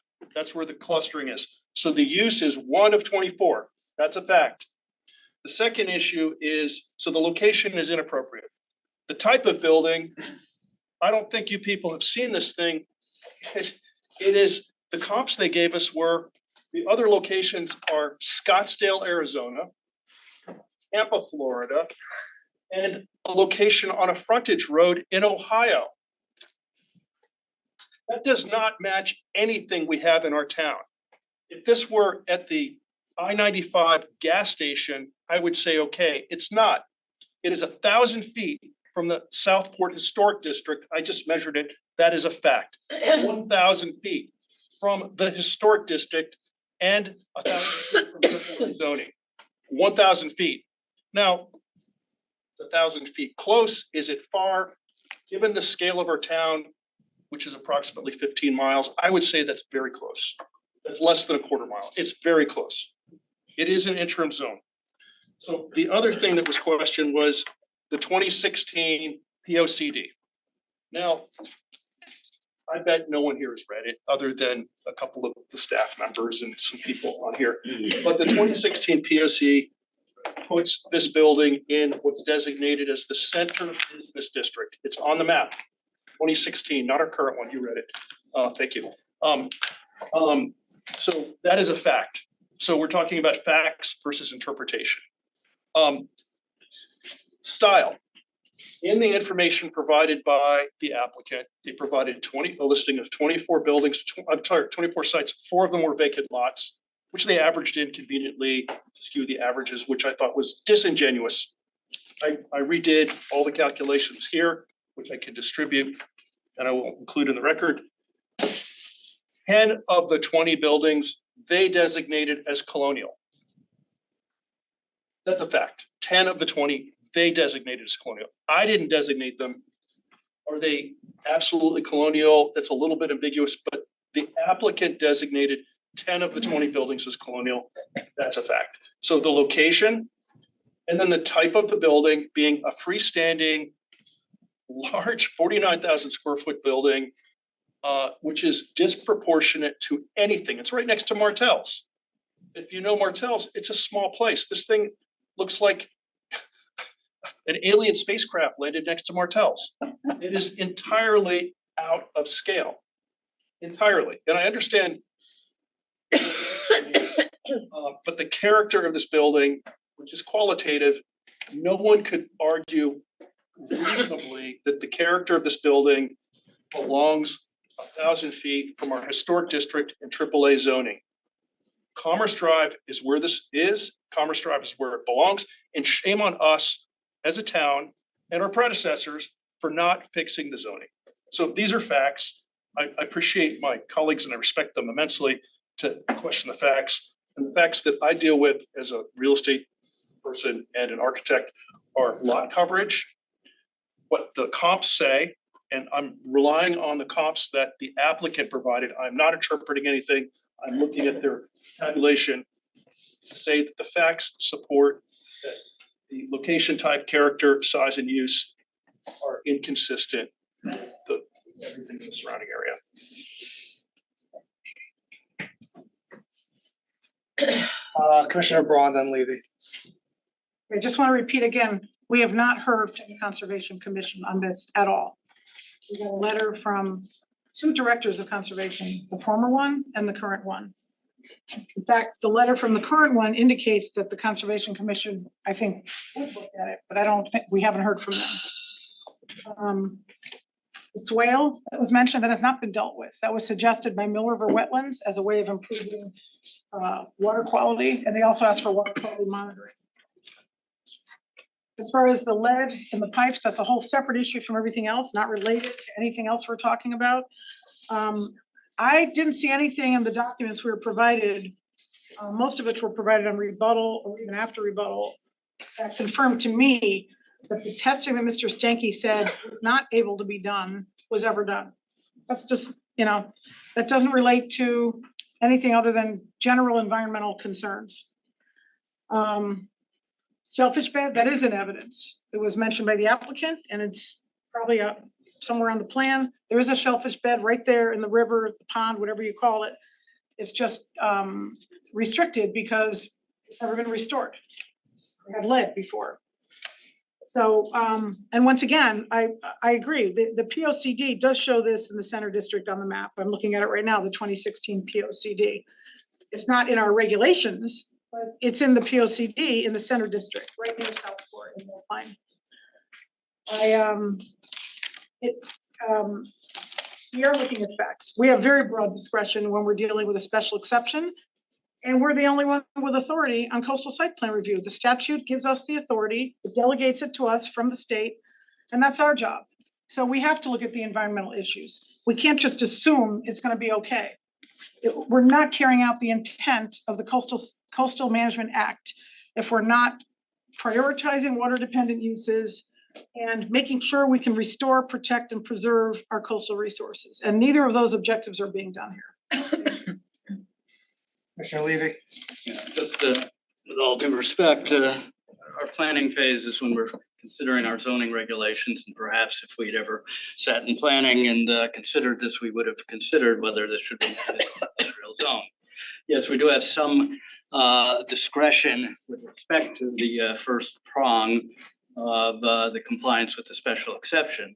But contrary to say that we're in a planning phase, or that Ron just suggested that we have broad discretion, in fact, as the court stated in McLaughlin, whether or not the evidence in supported denial is based on a fact-intensive scrutiny into whether the particular application is compatible with the particular surrounding neighborhood is embedded in the existing standard. Unless judicial review reveals substantial evidence to support such a particularized finding, the non-particularized general applications will be an insufficient basis for upholding a zoning commissioner's denial. So in fact, while we do have discretion, it's going to be scrutinized, and there better be substantial evidence to support And my position is that we have not. It's a generalized concern which does not even come close to being a basis for denial. And I would hope my fellow commissioners would consider the fact that this would likely be subject to later scrutiny, assuming some other project doesn't get it. Commissioner Porcello?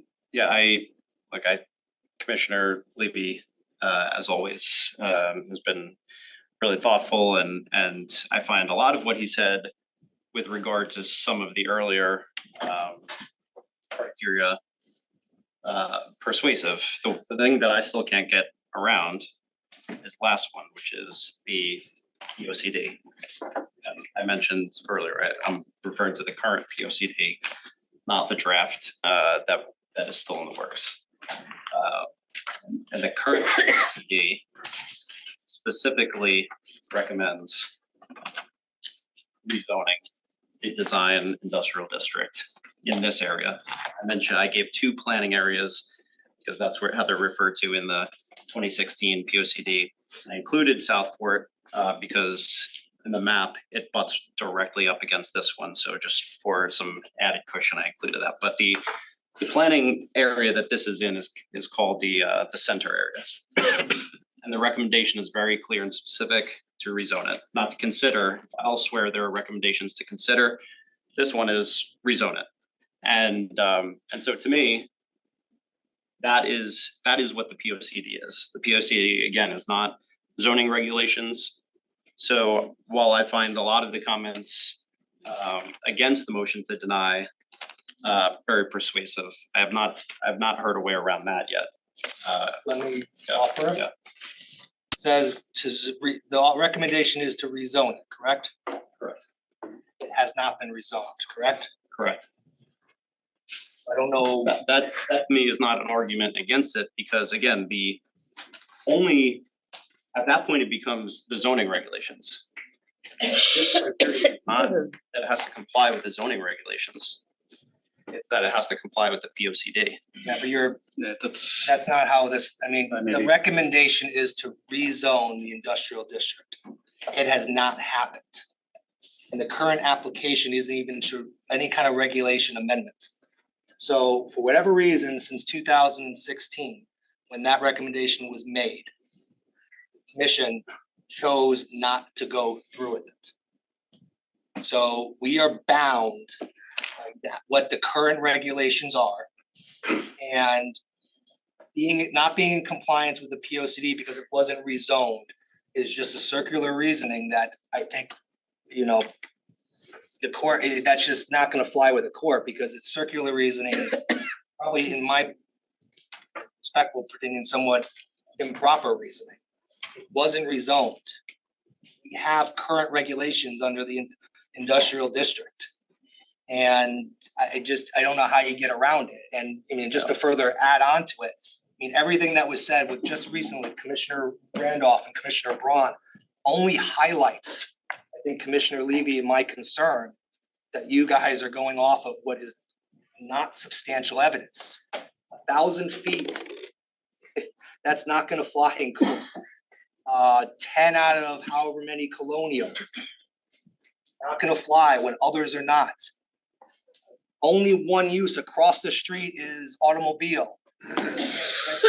Right there. You're looking at it too strictly and too pointedly that it has to be the majority. And that's not how it's gonna be viewed in court. It's just not. Commissioner Levy, I jumped in for you. Yeah, no, that's fine. In terms of the POCD, we just had a meeting on the proposed POCD, and what was made was very clear is the POCD is not binding, right? It is not binding. We talked about that. It's a wish list of what we envision as a potential planning, but it's up to us to implement. And how can you hold an applicant to a standard that is not binding when they comply with our regulations? That's a slam. Not even not binding, something that the commission didn't even take upon itself to do, Exactly. changing the zone. Yeah. If we change the zone, we wouldn't be having this discussion. discussion, but we didn't change the zone to say that back in I came on in 2017, so I can't claim any authorship on 2016. In fact, I know we've discussed on occasion whether or not we wanted to extend the design commercial district. And in fact, there were concerns about making this residential area and the implications there. And we elected not to do it because that would again have opened it up, frankly, to another 30G, which couldn't be done in industrial zone. And yet now we're saying because it's an industrial, I'm talking to myself, but I hope you're listening, that the fact that it doesn't comply with what somebody in 2016 suggested as a possible thing for us to consider, that should be a basis for us to deny this application when this very commission has not done that. So that it doesn't comply with what we haven't done is ridiculous, frankly. Mr. Braun. Okay, this is one of the criteria of our special exception review. Is it in compliance with the POCD? I don't think it is in compliance with the current 2016 POCD, and I don't think it is in harmony, and I think that is based on the facts. It's based on the comparative analysis of every other property within, I don't know, a mile radius or whatever was in that comp review that Commissioner Randolph dissected and analyzed. That's facts. That's facts. So we have the discretion. And McLaughlin also stands for doing a site-specific, project-specific review, which is exactly what this is.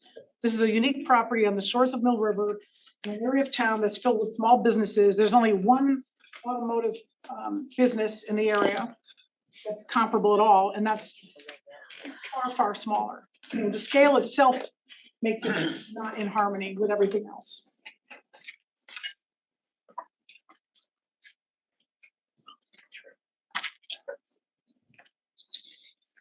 Anything further?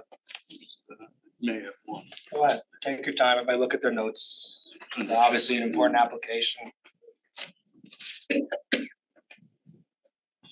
Yeah, I would say, looking at the fourth criteria, proposed use in compliance with the plan of conservation. Conservation development may recommend that it be converted to a DCD zone, but it doesn't speak of use.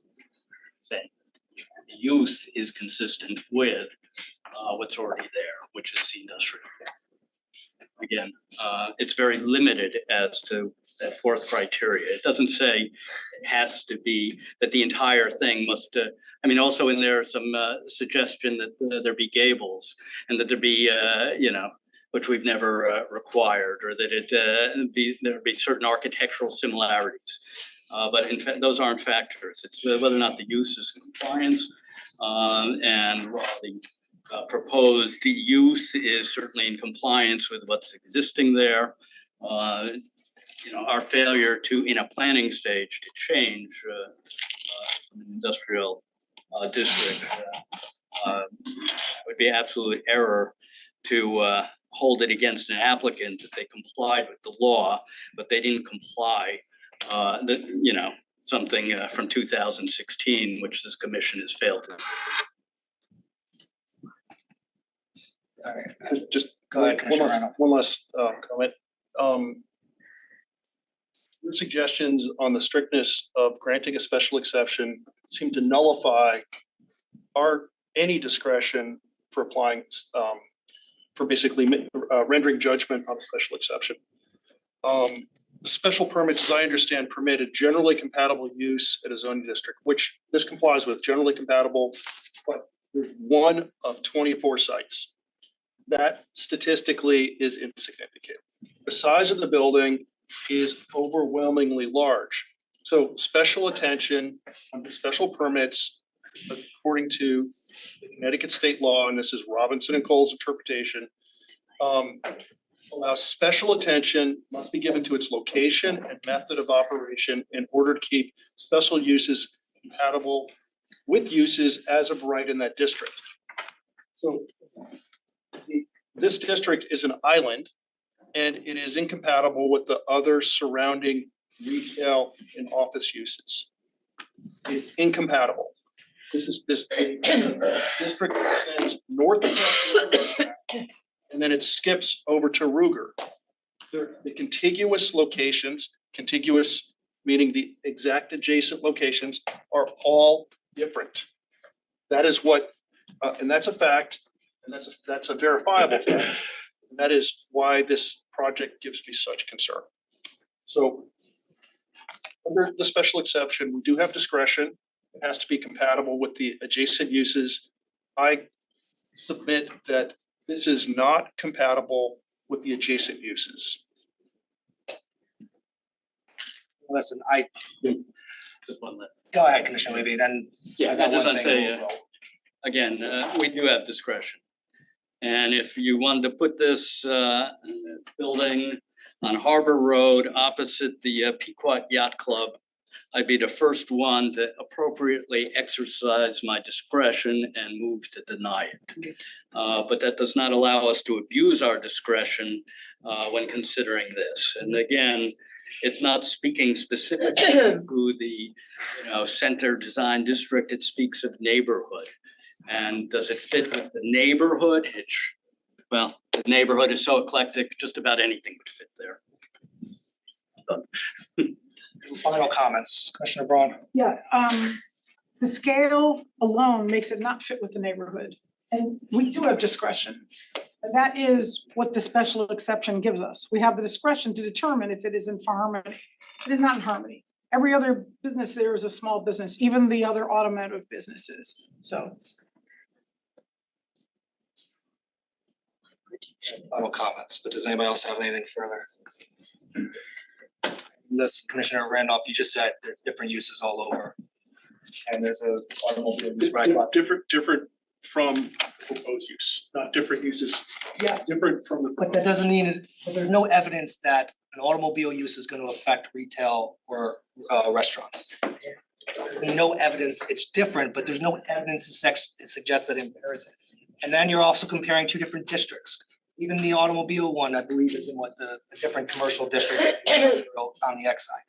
So I don't know how you can make a comparison even outside of the zones.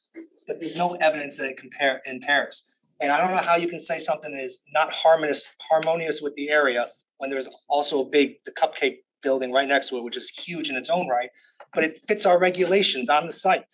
So I don't know how you can say it's not harmonious for that respect.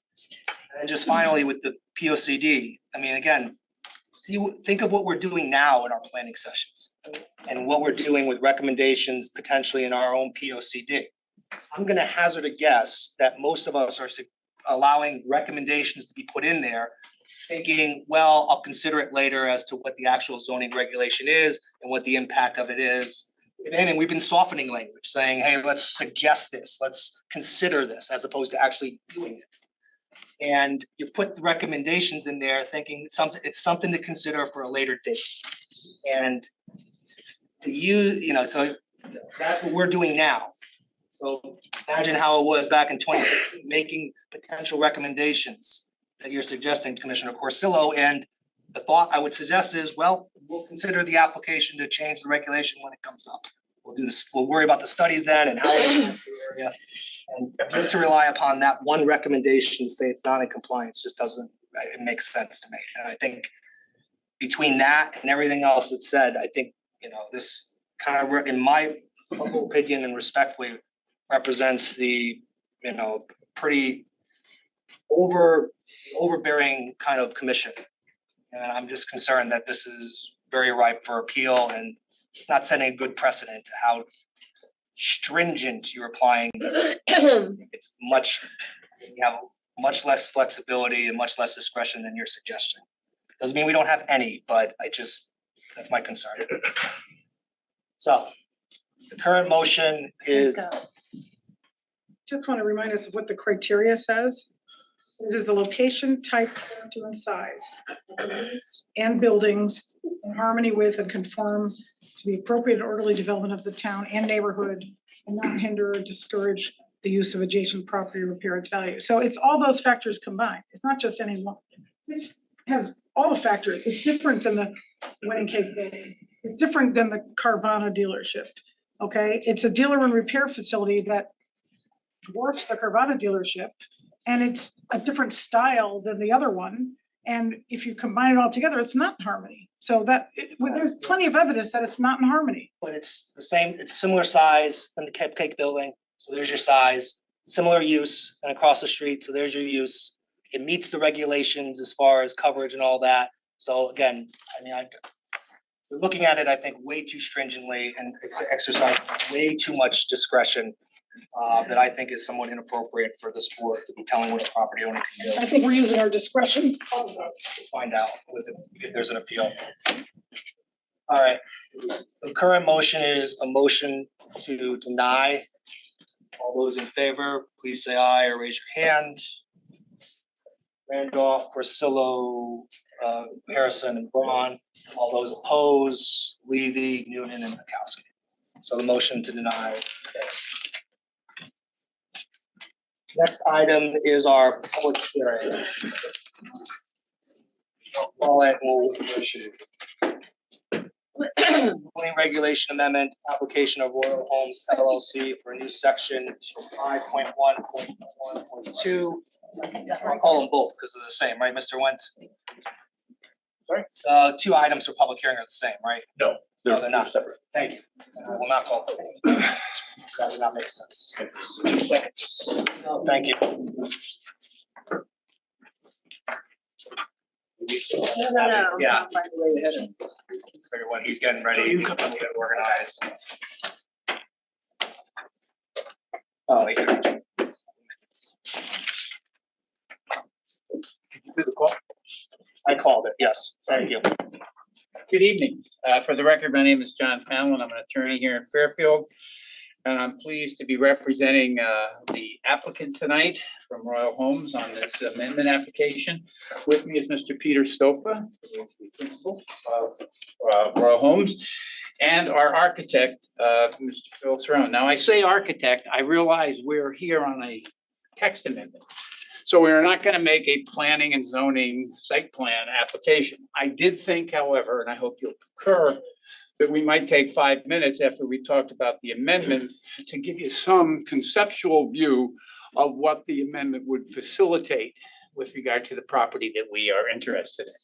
So the amendment provides with regard to lots located in the Residence B district and having a gross lot area of 15,000 square feet or more, that such lots shall be eligible for an additional unit for one family occupancy, provided the property owner creates an additional unit that would be subject to a deed restriction, that for at least a period of 40 years, that bonus dwelling shall be sold or rented subject to the standards established with regard to affordable housing units for Connecticut General Statutes 8-30G.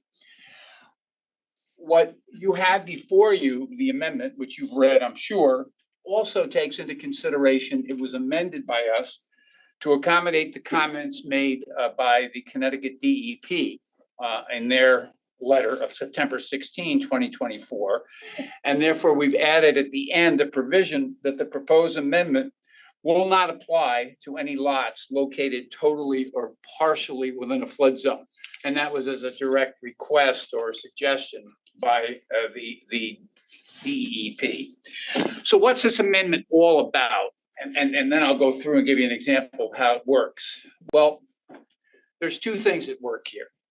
Fairfield's Affordable Housing Plan for 2022 through 2027, adopted by the Affordable Housing Committee on May 18th of 2022, suggests, and I quote, Fairfield will continue to seek ways to address housing affordability and expand housing options and choices because people need affordable housing and because Fairfield wants affordable housing, which will strengthen the community while maintaining or enhancing overall sense of place in Fairfield.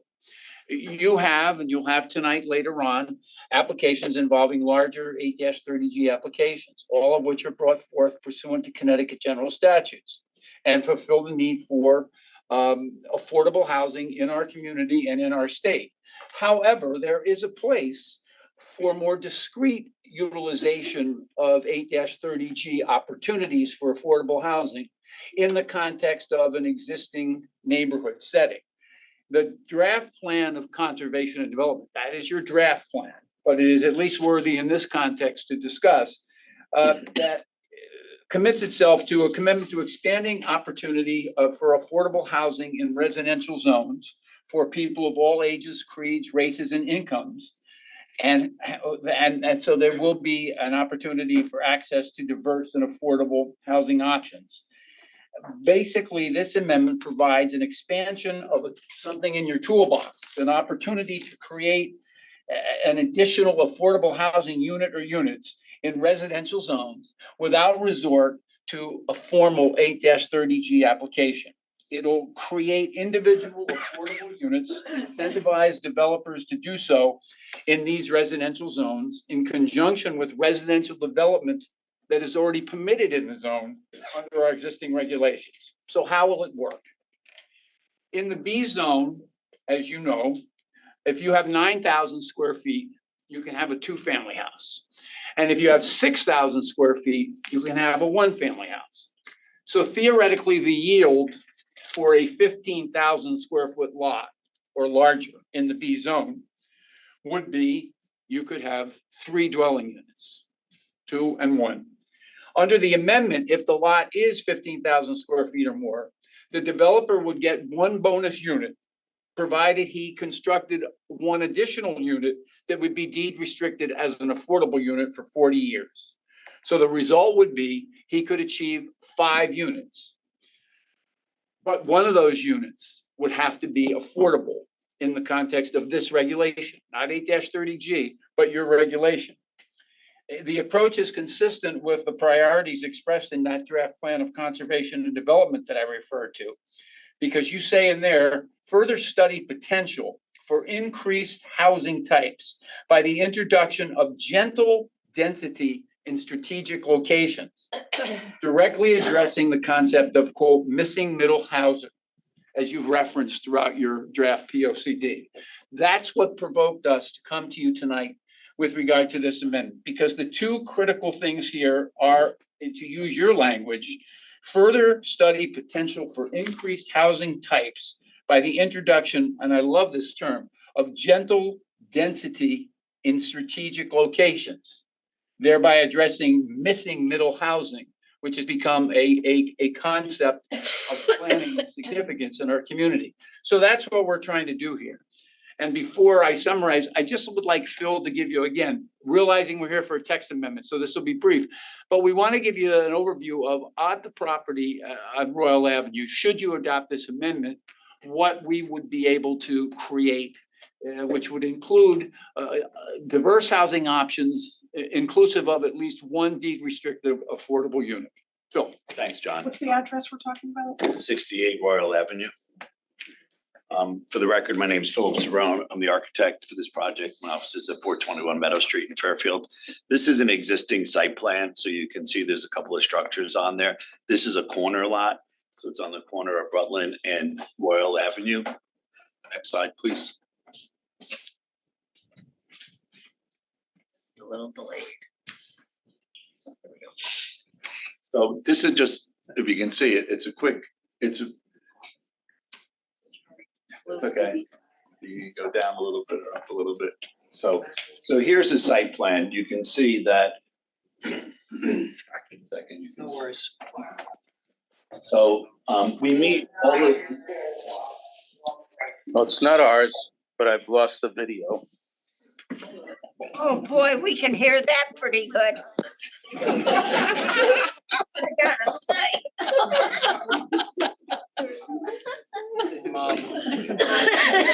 That's what Are you we. still on the record? Head for the lifeboat. Continue. Go ahead, continue. So as you can see from the site plan, we conform to all of the regulations for this zone. And so this is just a quick site plan of an overview, and it's every one of the units is 5 units across. They have a little patio on the back. Everybody's got a 1-car garage, which you'll see in a second. And they also have a second parking space on their property. So you get 1 car in the garage, 1 car outside. So everybody's got 2 cars that are parked off street. Can we go to the next slide, please? Sorry, it's a little. 40. So this is just a quick floor plan. As you can see, as I said, it's 5 units across. On the first floor is a garage with some living space, dining room, living room, and then a bathroom, and then a stair that goes up to the second floor. These are all designed as 2-story units with 3 bedrooms in them. So they're actually, you know, they're even below what is allowed as far as height in the zone goes. Again, this is just really schematic. If we can go to the next one. Actually, it's probably best if you just go to the next one after that, to the rendering, yeah. So here's just a quick rendering of it. So as you can see, everybody's got a 1-car garage. Adjacent to it is the door to their units. So it gives you some identity for each unit. They're, I think, very much in character with the neighborhood. That neighborhood is actually right near 95. But the outside would be, these are drawn with shingle siding, wood windows. It could be clapboard siding, asphalt roofs, but very residential in character. One, just flip to the next rendering, just to kind of give you an overview of it. In the area, you could see, again, everybody's got a garage plus a parking space outside. So there's really no need for people to be parking on the street. So that's a quick overview. Yes, ma'am. My question might be for Mr. Fallon. Really nice, really pretty.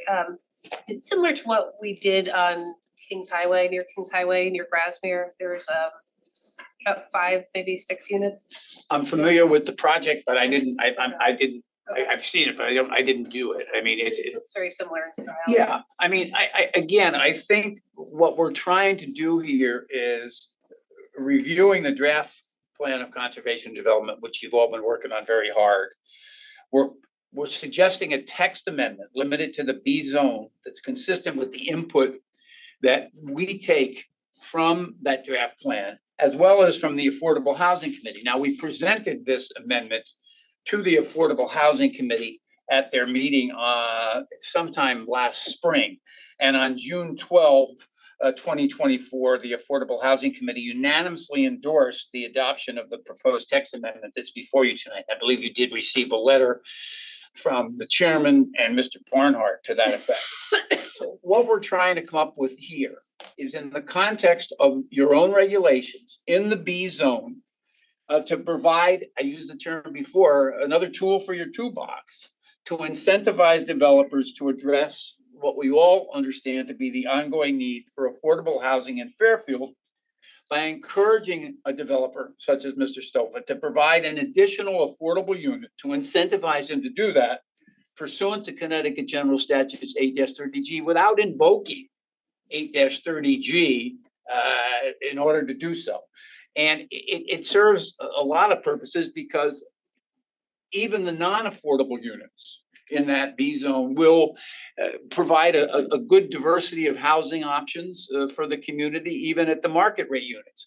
But to the extent that we want to increase and continue to increase affordable units, this regulation, if you adopt it, as we hope you will provide incentive for a developer under the limited circumstances prescribed by this regulation to create an affordable unit. And the end product, we think, looks very compatible with the neighborhood. So that's basically what we're trying to accomplish. Commissioner Braun, and then I'll go down the line. So I have a question about Mhm. metrics and districts. Okay, so right now, the B zone allows a duplex, but not. Correct. Does it allow a triplex, just a No, duplex, right? 9,000 C square. zone allows up to a quadplex, Right, and it requires 12,500 square feet Correct. of the lot. correct. So if you divide it out, it kind of is comparable, because if you divide 15,000 by 5 units, it's around 3,000 per unit of lot size. So Yeah. just- We talked amongst ourselves and with staff about making this amendment inclusive of the C zone, okay? You could do the same thing, the numbers would change You somewhat. certainly should. Yeah, because why we would- just decided we would leave that to you.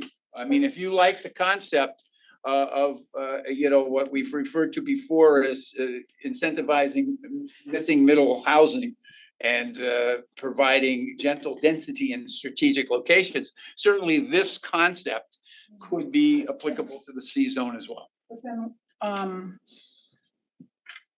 why wouldn't you convert this zone into a C zone to begin with? Is that because? I think you'd run into some concerns about spot zoning, and we think this is maybe just a better approach, because what we're trying to do is, without disturbing your zoning map and or invoking 8-30G, providing a mechanism to increase affordable units in the town, certainly in the multifamily zones like B and C, but we did not include C.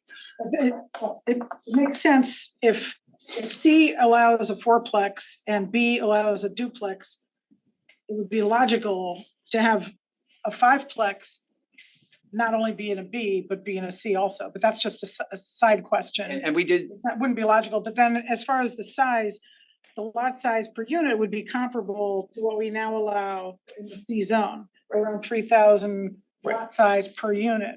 But I do have another question though, especially on this property. This is so close to Ash Creek, and I know we're not talking about the site plan, but it looks like there's a shack there now, or a tiny little house exists there now. Like, how much of that tree cover are you gonna remove to put the how much do you pave over of that 15,000 size lot, which is about a third of an acre, I guess? So we're not paving over a lot of the lot. I mean, it's gonna be the building and then just the driveway that's in the front of it. So there'll be definitely open space around the two sides and the back.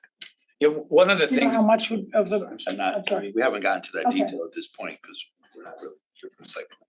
One of the things that we were careful and obviously didn't want to do was in any way seek amendment to the B zone regulations for this type of development. So as Phil pointed out, setbacks, coverage, FAR, height, we're totally compliant with the current B zone regulations.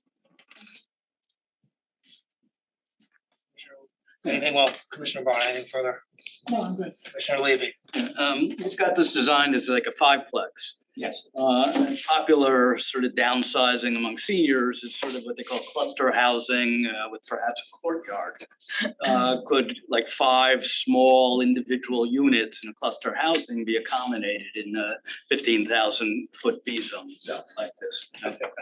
That's a simple answer. We could expand if you want, but it's not feasible. I mean, with 15,000 feet and with the setbacks and the coverage requirements, you can't. I mean, because if you start separating these into separate townhouses, say, or even duplexes, you need certain distance between them and you just don't have it at 15,000 feet.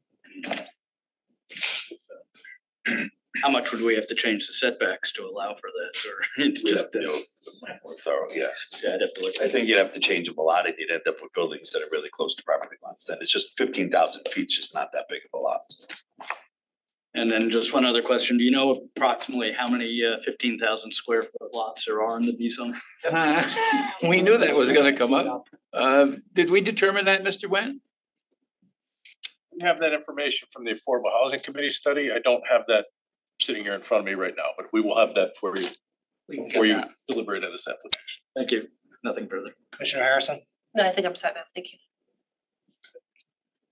So just a clarification question. So I'm just looking at the primary residential structure zoning requirements for B. 2, 3, or 4 families, 9,000 feet. Correct. One family in the B zone, you need 6,000 square feet. 2 family, you need 9. It says 2, 3, or 4 on the matrix I'm looking at. Is that inaccurate? I wouldn't. That only applies to the C zone. That is inaccurate. I don't know what you're. To the B zone, you can't. I don't know what you're looking at. B zone, you're limited to 1 and 2 family. B stops here at 2 families. Oh, okay, I see. C goes down to 3 Yeah. and 4. So it should be 0. Okay, gotcha. So right now, okay, so you're suggesting the 15,000 square foot lot in a B zone, which sounds like you don't have very many, It's not a big number. like less than 20? Oh, yeah. Yes. Well, I appreciate the text amendment and I appreciate the sentiment. It sounds like it's so specialized, it's customized to a very small number of locations. And if we're going to make a text amendment, just perhaps we should look at something that has a little bit broader impact to the town.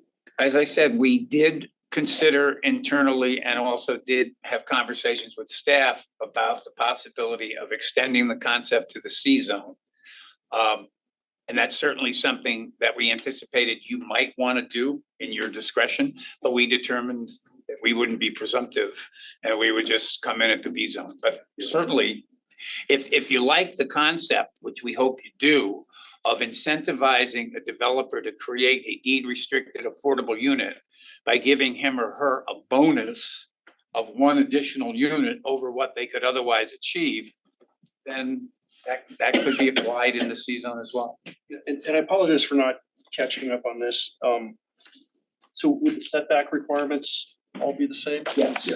No changes to any of the design requirements. I know one of the other limiting factors is the parking requirement. We're meeting the parking requirement because each dwelling will have 2 spaces. So inside and then a parking space in the front? Correct. And then for this particular unit will be adequate on-street parking based upon the curb cuts? There is on-street parking there. Yeah, that neighborhood does have, Will the curb cuts be so close though that we won't have? Cause this is a corner lot, so there's actually that side street where we have no curb cuts. And then the sewage capacity, obviously that's a different issue, but we don't anticipate there being any issue with capacity. it's a good thinking. It'd be great if it were we could something that had broader implications to the town. I think you have that discretion. And respectfully, I think the way you might do that would be look at extending it to the C-zone, which is your other multifamily zone. We can discuss that. I mean, anytime you amend something, you always gotta stay within the footprint, so to speak. I think going outside of it, going to a C zone would require a second hearing. But I appreciate your position. You have a specific property that you're addressing. And you're in a catch-22. You wanna address your property. You know that the C zone probably makes sense, but you don't know what we're thinking and you wanna be respectful of it. And we're gonna be amending the regulations within a year or so, and this is part of, as the Attorney Fallon said, part of our draft POC that may or may not be, but We'd hope you we would. can do this. I think we can do the C at another time, is my point. Right, that's what I would hope that we would do it, because at least then you have something codified in your regulations that it will give you the opportunity for, more discrete increase in density within the context of your existing zones without resorting to a full 8-30G application. That's the essence of what this is. So one of the things that many of the other commissioners here, and I hear from people door knocking, is appearance. So it's just, I know we can't govern that, but it is a consistent type of feedback I get is appearance. So consideration of landscaping, Right. Materials, a thoughtful consideration. And I didn't want to broaden it beyond the scope of the amendment, but if anyone were familiar with Mr. Stouffer's work, that you will see will be a priority, and that's why Mr. Cerrone has been brought on board, and all the other things like landscaping and stuff. The property will be a very attractively designed property. Commissioner Braun. Is this a question maybe for Mr. Wendt? Is this considered a zone change which would trigger the 500-foot rule or no? It's a regulation amendment. So theoretically, it could, but there was a protest petition. Oh, okay. Okay, so it's like, it's no different. I thought maybe that would be why you didn't want to change it to a C zone. If you change the zone, but any kind of text amendment would do the same thing. So that has nothing to do with it. Okay, thanks. Commissioner Harrison? Would these affordable units be forever affordable? 40 years is what's proposed in the amendment. Okay, is there any flexibility on that? I'd have to discuss with the client. 40 years seems like a long time, but I'd have to discuss it. Bye. Yeah. Maybe he doesn't. That's 830G. Yeah, that's the 8-30G standard now, but I understand your The question. goal is to achieve more affordable housing in Fairfield. We would hopefully want to do that for more than 40 years, right? I would hope. Bukowski? Question about, would there be a homeowners association, or how would that work? I don't think we've thought through all of that yet. I mean, it could very well be rental units. That's probable, although I'm not positive of that, but I think that's our present intention. So as long as they're rentals, then we wouldn't need a homeowners association. If we ever decided to condominiumize the project, then obviously we'd have to have a condominium association. And that's specific for this site. Somebody might decide to sell these as condominiums. Okay, right. Our present intention, because I just saw my client, is that this would be rental housing, which, hey, condominiums are fine too, but I think the core of the desirability to increase housing opportunities and diversity are well served by rental units. LeBron, So I'm, just to understand the concept, so the concept is here is you'd be able to get a quadplex and a B zone and kick in the extra one for affordability. If you have 15,000 square feet or more. But right now, you would have to do a zone change to ask for it to be changed to a C zone in order to get a quadplex. You'd have enough room for a quadplex, because it's quadplex, C zone quadplex requires 12,500, so you have 15,000. So you could do it either way, so you'd. Well, no, refresh my recollection of in the C zone, 12,500 gets you what, four? quadplex. Right? Right, yeah, four. So you really, you wouldn't be, I mean, if you applied this concept, okay, in some manner to the C zone, the way it would work would be, you could get 4 units. You start with 4 units. But you get a bonus unit, that's number 5. If you created a deed restricted affordable unit, that's number 6. So in the C, assuming you had this sufficient lot area, you could achieve the 4 as of right. Here's your bonus, provided you give me a deed restricted affordable, you get 6. Whereas in the B zone, you start with 3 if you have more than 15,000 square feet. You get 1 bonus, provided you build 1 deed restricted or affordable. So there would be a difference in the C zone. It's the same concept. Redo the C zone, because I don't. C zone, if you have 12,500 square feet or more, Quadplex right you now. can do 4. Right. No questions asked. If you applied the same concept to the C zone that's before you in this amendment, you'd be saying to the developer, you can have 1 additional bonus beyond your 4, provided you give us an additional deed restricted affordable unit. And that would bring the total to 6. What you're doing in this one is 2 additional units plus, No, we got you gotta do. 3 as of right. 1 bonus additional, provided you give 1 Oh. deed restricted affordable. Okay. It's, I think the point that You have only 1 lot though, right? These are 2 lots? Well, it's good. yeah, but we have 15, but for purposes of this would be, we'd merge the lots and that's how we would Okay. achieve it. But Okay. it gets to the point that was made by you, Commissioner, that it's a concept that is applicable or could be made applicable to the C zone as well. Yeah, it is actually 1 lot currently. You could divide it and make a 6,000 and a 9,000. And then you could have 3, so you get the 3. No, I understand. Okay. no point though, are you going more than 5 with this regulation, Can't. regardless of the size. Can't. And if you do extend it to the C zone at some point in the future, 6 would be the cap. Any further? Any further? No, I hope you think it's a good concept, and as I said, I think it would help to provide some additional affordable units in the context of existing neighborhoods without imposing the state statute into the neighborhood. Thank you. I'll close the initial presentation portion of this application. And I'll turn it open to public comment. Is there any member of the public that wishes to be heard on this zoning regulation amendments application? Come on up. I just want to confirm, my name is. Hold on. Just give your name and address, keep your comments germane to the application and go ahead. Just 2 quick, my name is Matthew Halleck. I live at 6 Somerville Street in Fairfield. Just 2 quick questions. So this text amendment, they're proposing a text amendment to the POCD, which is still a draft, which we're still working on, or no? It's the existing P O C D. No, it's a text. We'll answer it, but go, next question is, Then, when you said about Ash Creek and stuff, I'm looking on the map on this property. This is 20 feet from Ash Creek. This property is 20 feet. That's protected wetlands. You can't build high-density housing on that. That's it. thank you. I can, Hold on.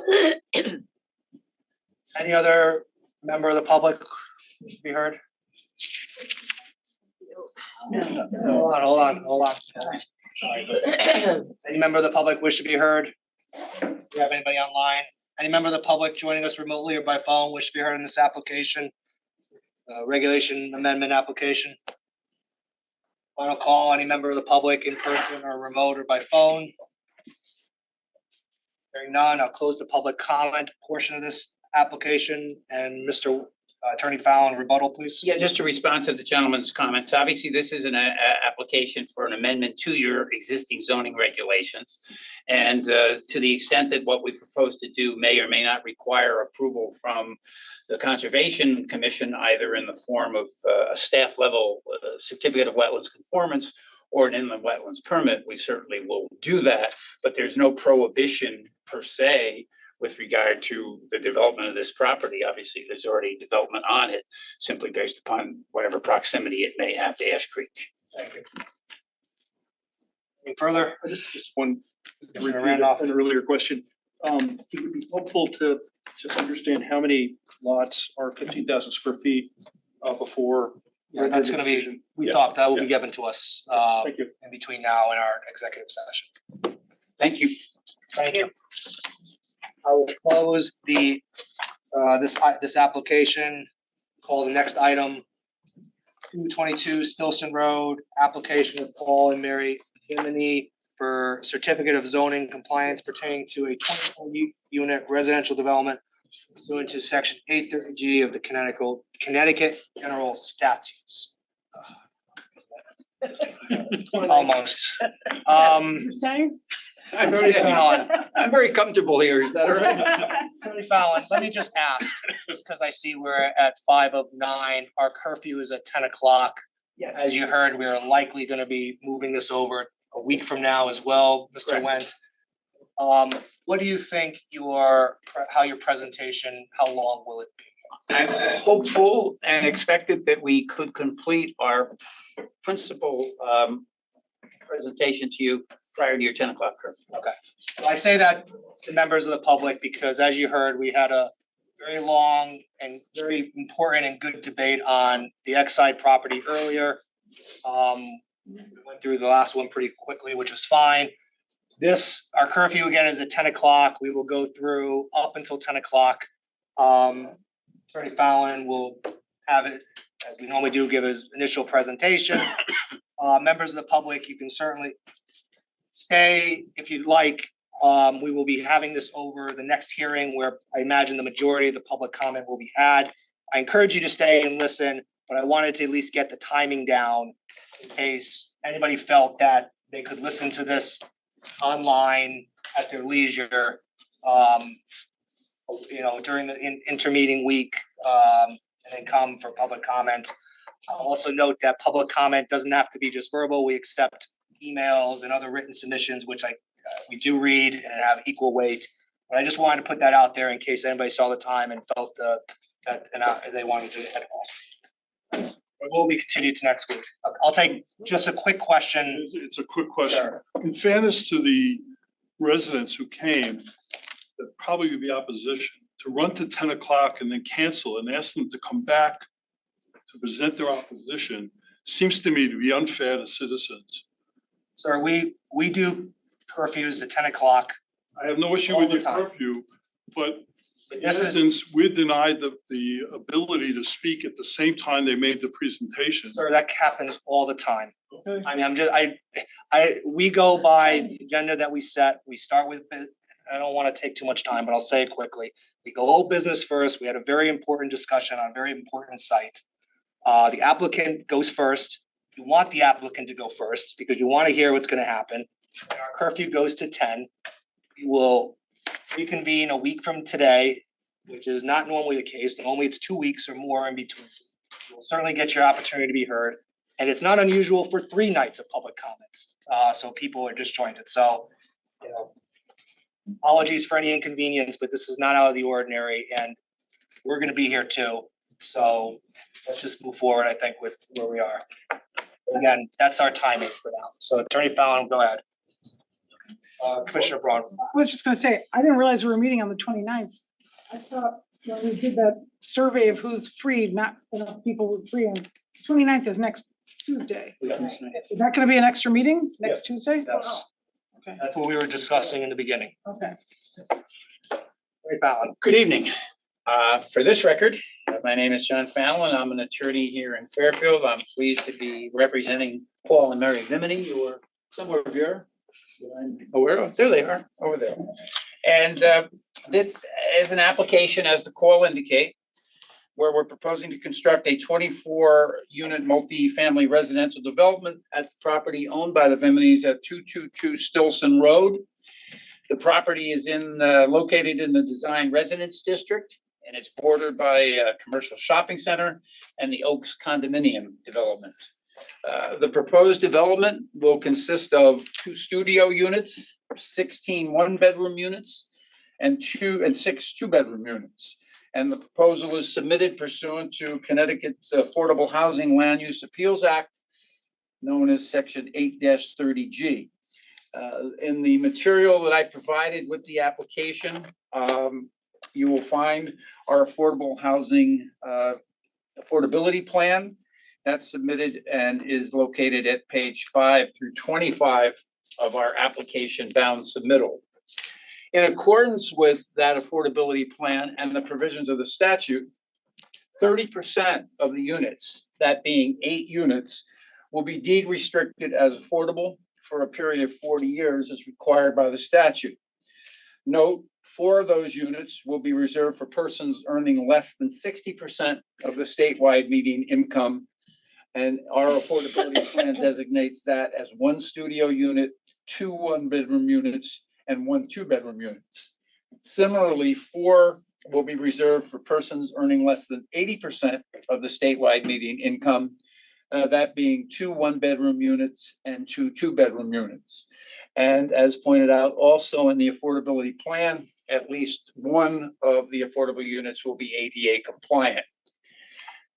I think based upon the experience of the town, this commission, myself, other people involved over the last decade, it's been our experience, and we would anticipate to be the case here, that the units to be constructed, both the affordable and the market rate units, will be occupied by a diverse group, people over 50 years old and or younger people, all with a common theme, and that being they're individuals who want to stay in Fairfield and or reside in Fairfield and continue to make the kind of personal and economic contributions that they want to make to our vibrant community. This is going to be a development that will appeal to younger people who want to maintain or establish roots in the community. It will also be a great location for empty nesters, people who want to downsize but don't want to leave the town. Now, this commission is very much aware of the need for affordable housing, and I think has, and I will say, an enviable or an admirable track record, certainly compared to some other municipalities with regard to that. Nonetheless, for this record, and without in any way insinuating otherwise about this commission, I do need to state that there is an ongoing and continuing need for affordable housing in Fairfield. Approximately 3% of our housing units in Fairfield are affordable. That is the lowest percentage of 22 block grant entitlement communities. The material that I submitted with the application demonstrates, I think, substantially the continuing need for affordable housing in Fairfield, and that's found at pages 32 through 77 of the application. Perhaps the most recent and best articulation of the need for affordable housing in Fairfield. It was established by the Fairfield 2022-2027 Affordable Housing Plan adopted by the Affordable Housing Committee in May of 2022. That document or portion of that document is found at page 70 of our material. I am not going to read it to you. You're well familiar with it, but it is part of the record. And I do ask that you take an opportunity to review it because they have some very compelling statistics in there that leads them to a number of conclusions that are somewhat staggering. And I'll only read a few of those. According to the Fairfield County Housing Needs Assessment, almost 1/3 of the households in Fairfield are considered cost burden. These are households that already live in Fairfield. According to the United Way's Alice metric, asset limited, income constrained, employed, more than 1/2 of all households in Fairfield, 28%, more than 1/4, 28% are likely struggling with the overall cost of living. These are people and families who already are here. There is very little housing in Fairfield which sells or rents at prices considered affordable to people earning typical wages. A number of other communities similar to Fairfield have more affordable units than Fairfield. So we're working on this, and you have been working on it. But I do believe that this project is another proposal that allows us to address further this ongoing need for affordable housing. As I said, the service group here are people who are over the age of 50, younger people who want to stay in Fairfield, opportunities for our town employees for whom residing in Fairfield can often be difficult. So let's turn to the project itself. I'm going to introduce in a moment Pat Rose of Rose Tissot Architects. He'll review with you our architectural design. Actually, before I introduce Pat, I'm going to introduce Jim Rotundo, but I will tell you a few things about the building. It's approximately 23,000 square feet. It will be sprinkled with sprinklered with NFPA 13 system. It goes without saying, and I'll elaborate further, that, you know, we went through a code enforcement proceeding. All of the comments made by the various town departments have been addressed. We worked diligently and constructively through Pat with the fire department with regard to the location of the building and its construction to ensure compliance with all building and fire code requirements, to ensure all aspects of public safety. I did send to Mr. Wendt today an email that Mr. Rose forwarded on to me from Fire Marshal Edmiston, confirming compliance and their satisfaction with all aspects of the design. You know, Pat will tell you about the studio units, their size, the 1-bedroom units, their size. I will also point out that we are proposing 31 parking spaces. That is a parking ratio of 1.3 units. And we are confident, and you'll hear testimony during the course of these proceedings, that that will meet the needs of our residents and guests. I'd also point out that the parking is consistent with the parking ratios of other approved 8-30G developments in Fairfield, developments that you have approved. And that parking ratio, the parking ratio of 1.2 was found by the court to be sufficient in the matter of Garden Homes Management Corporation. And that was a finding at both the Superior Court and the Appellate Court levels. As I said, we have been working, and you'll hear from Mr. Rotundo, with the engineering department to satisfy all of their concerns.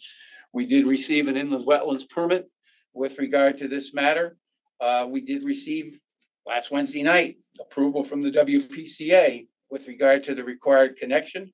And I've already referenced the fire marshal and all aspects of the code comments being satisfied with. So let us talk about the proposal itself. The person I'd like to call first is Mr. James Rotundo of Rotundo Engineering. Jim is going to review with you the site plan and talk to you about our drainage design and then answer any questions you might have. Jim. Give the first, thank you. Good evening. My name is Jim Rotundo. I'm a licensed professional engineer, actually with Pereira Engineering LLC. I'm sorry. Yeah, it used to be Rotundo Engineering LLC. I knew that. Our offices are located in Shelton, Connecticut. Just 1 second. Just as a point of orientation, I know where this site is. Does the commission all know the address? Okay. Yeah, do you want to, yes. Yeah, the property is 222 Stilson Road. It's approximately 0.72 acres in size. Currently consists of a single-family dwelling, a detached garage and a driveway. The site slopes generally from Stilson Road down toward the rear of the site in a north to northwest direction. The proposed development will include the demolition of all the existing structures on the site and the removal of all the existing site improvements and construction of a new multifamily building. The proposed building will consist of parking on the ground level with 2 floors of residential units above. As Attorney Fallon had said, there are 31 parking spaces in the parking lot, 23 of which are located under the building. 8 of the spaces are located to the south of the building, which is the area adjacent to Stilson Road. We are proposing 3 EV charging stations within that area. There are also bike racks proposed under the building located adjacent to the front entryway. And we will be constructing 2 new driveways out to Stilson Road, providing access, and those will circulate through underneath the building in each direction. There's currently a 4-foot wide sidewalk across the frontage along Stilson Road. We're proposing to remove that, and we will reconstruct it with a new 5-foot wide sidewalk. We are also proposing a patio area to the rear of the building for the residents' use. And there is a recycling and trash facility located underneath the building. Next slide, please. The proposed building will be served by both sanitary sewer and public water supply, which are located in Stilson Road. As Attorney Fallon has said, the WPCA has approved our connection. We will be bringing in new service to the building for each of those utilities. We've also designed a stormwater management system. It includes a retention system that reduces the post-developed flows to the pre-developed conditions for the 2 through 100-year storm events, as well as reducing the post-developed 10-year, 24-hour storm event to the pre-developed 2-year storm to comply with the Conservation Department requirement. There's also been an erosion and sedimentation control plan prepared in compliance with the Connecticut guidelines and the town of Fairfield requirements. This will be implemented prior to construction. Okay, thank you, Jim. And as I said, the proposal did receive, after public hearing, unanimous approval from the Inland Wetlands Agency of our inland wetlands permit. At this time, I'd like to call on Pat Rose of Rose Tiso Architectural Design, who will give you an overview with respect to our architectural design. Good evening, my name is Patrick Rose from Rose Tiso and Company, 35 Brentwood Avenue in Fairfield. I'm the architect for the project. We have up on the screen there the ground floor of the project, which shows the parking. We have 2 entrances, 2-way entrances into the facility. You wrap around underneath the building, then come back out. There are 23 parking spaces underneath the building and 8 on the outside. Have a central lobby, which is accessed from either the parking side next to the elevator or from the sidewalk coming in from Stilson. And then adjacent to that, you have 3 or 4 bike spaces next to those accessible spaces there. And in the back of the ground floor, you have a electrical and sprinkler room. And you've got 2 stairways on either side, wide egress, and then a refuse area, which is between next to that stairwell on the right-hand side. So fairly simple layout. The building will be fully sprinklered. This parking level will be sprinklered with a dry sprinkler system. And the rest of the building, being wood frame, would be sprinklered also. And there'll be a standpipe in both of those egress stairs. The first floor plan, first residential floor plan, we have 12 units per floor. What you end up with are 24 units, which are comprised of 2 studios, 16 1-bedrooms, and 6 2-bedrooms. 4. The studio units are 417 square feet.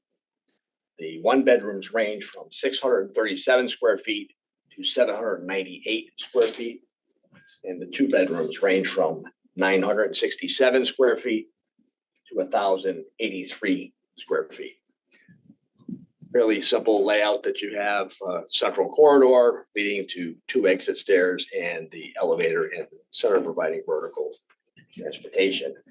What we have are in the building are 3 type A ADA units. And the rest of the units are type B units, which are adaptable as opposed to being fully accessible. 10% is required by code. Also have the 8 affordable units, which are spread throughout the building on both floors. Next floor, it's the 3rd floor, similar to the second floor, similar to the first, with the 1 studio, 8 1-bedrooms, and 3.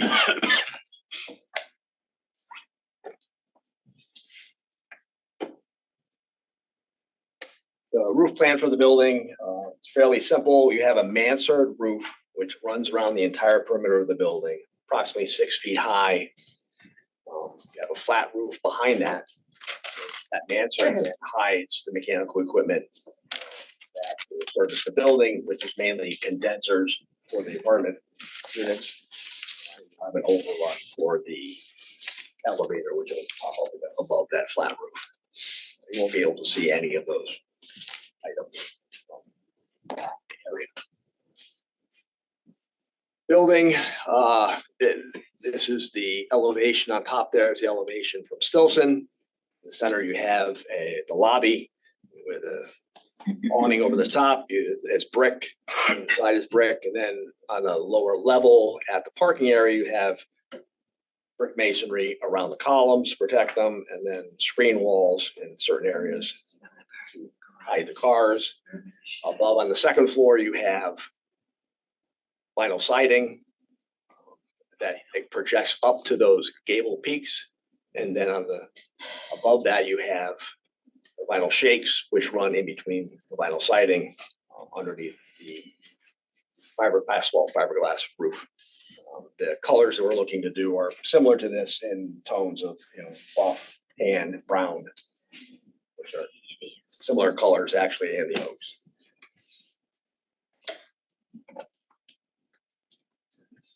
Other elevations, the left and right side, which are very similar. You see that in the center, you have the stairway, which is brick, and then masonry at the rooms for electrical and sprinkler, and then a screen wall that hides the cars behind that, and then similar vinyl siding on that 1st residential floor, and then shakes on the 2nd residential floor.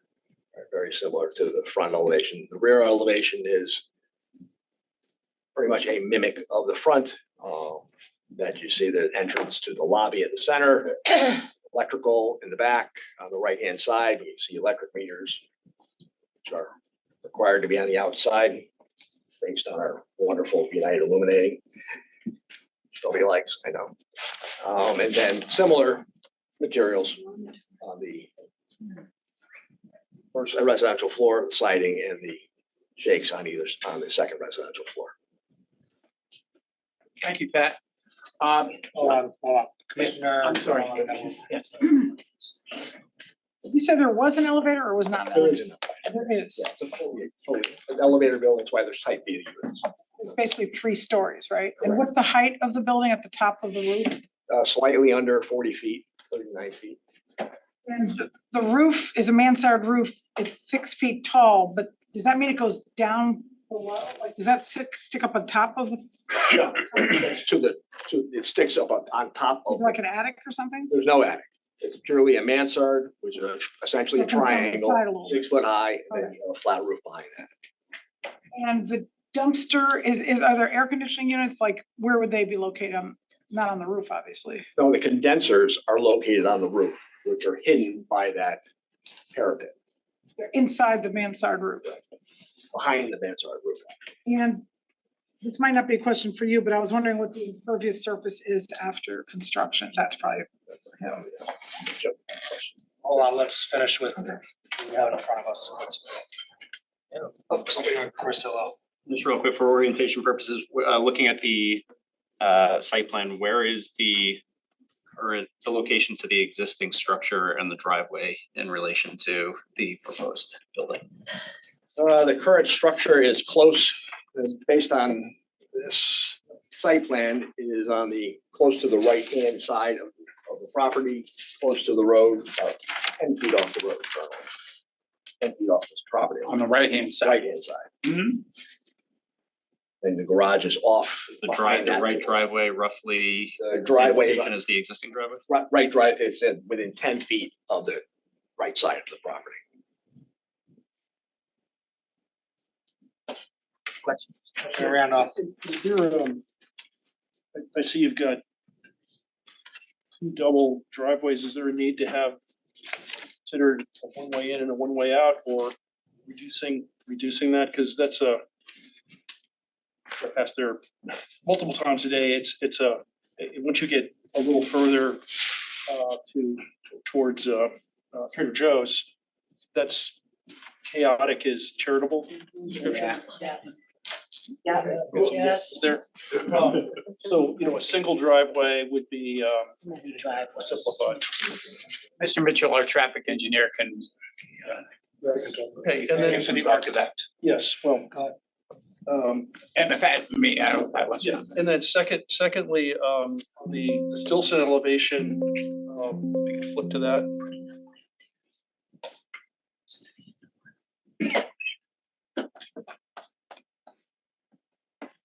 The building seems to be all open. It's underneath the parking is open for the most part, except for some screen walls. I don't see any screen walls there. The screen wall on the left-hand side there, and there's, Yeah, it's got kind of the appearance of a house in a flood zone right now, which is, you see it at the beach all the time. Right. This is not really, seeing some heads nodding over here too. It's not really very appealing or attractive. I think it looks a little. We can certainly address that. I mean, the thought was, and this is not, you're probably right, but we were trying, we were concerned with the massing of the building. At the same time, we can work on that and present something perhaps before the next meeting that would screen the parking.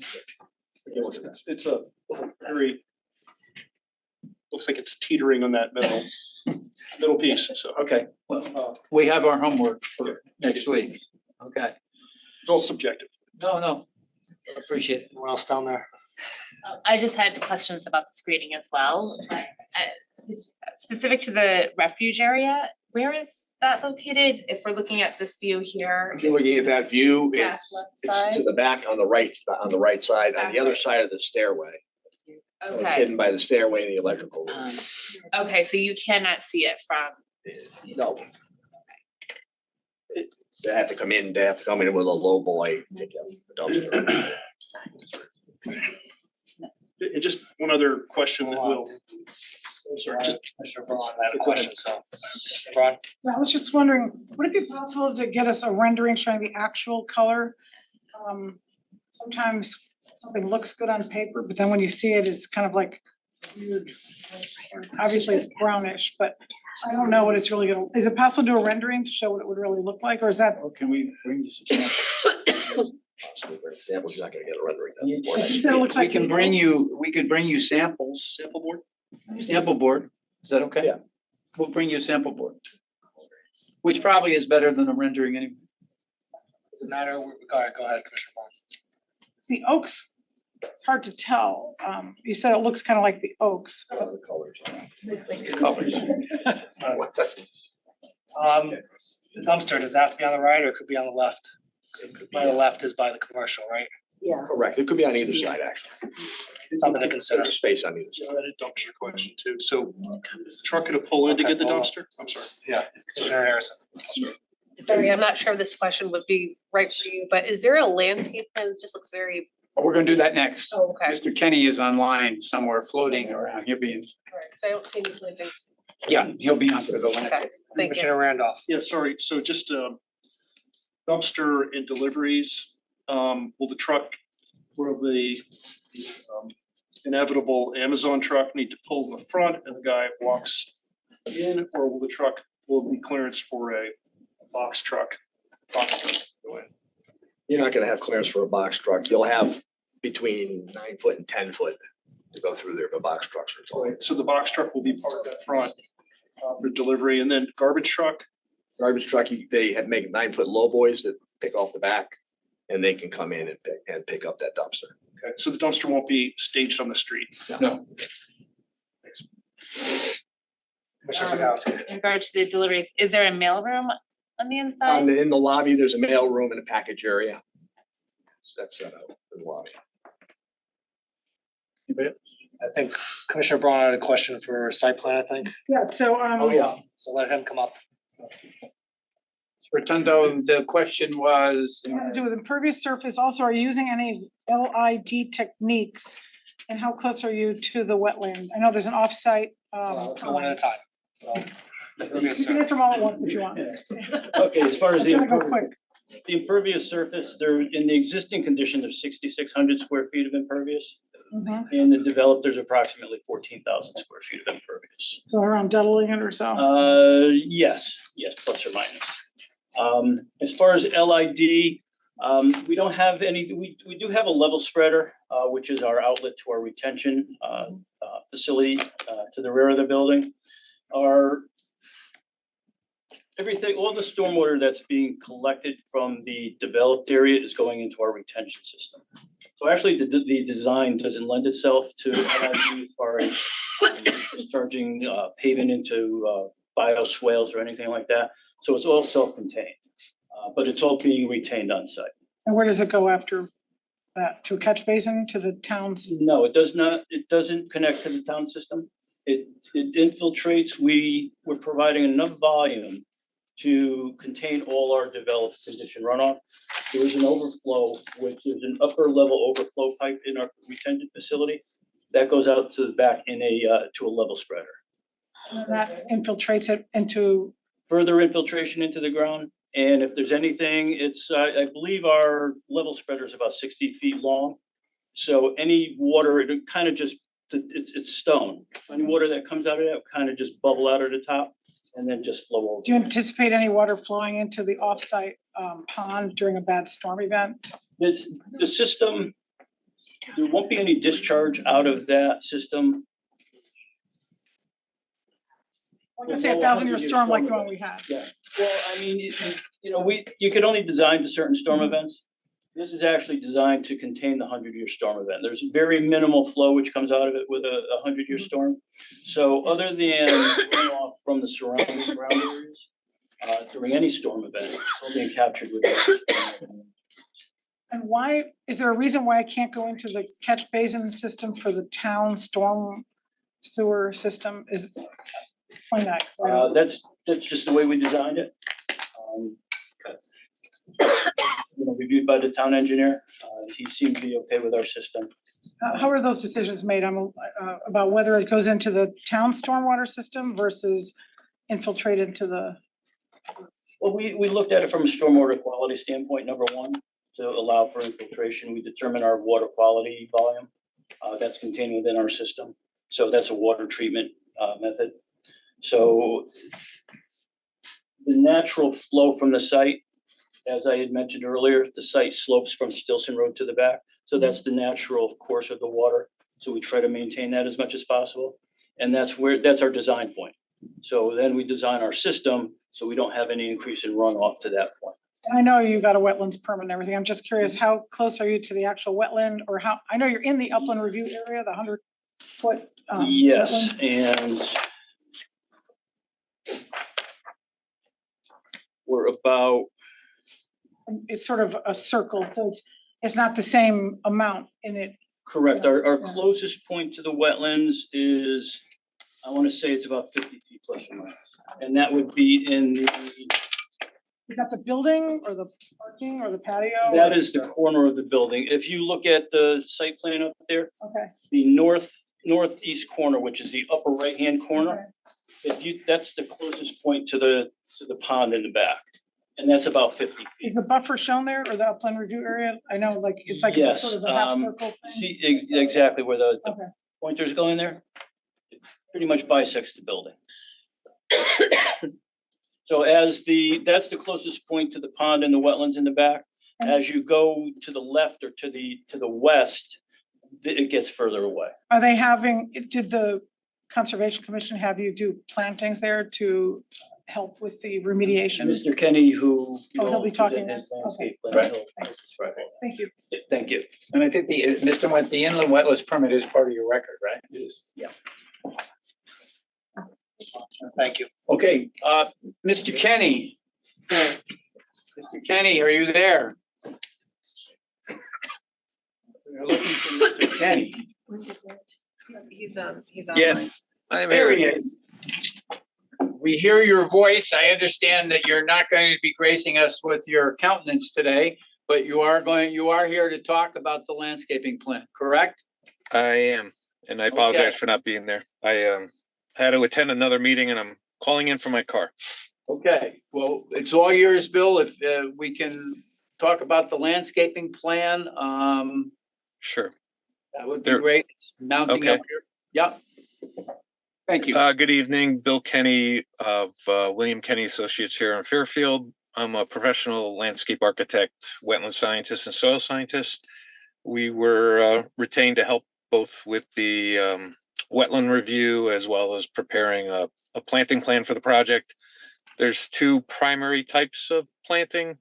One is, or maybe three. There's the streetscape in front with the street trees and shrubs and ground covers. A wide variety of that, and I'll say up front that all the plants are native to the Northeast. There's about 170 shrubs proposed, the 4 street trees in front, and over 1,000 native ground covers proposed. So we have the streetscape in the front where there's the trees along the road, spaced about 30 or 40 feet apart. And then we have shrubs and ground covers around the walks and by the entry and adjacent to the parking.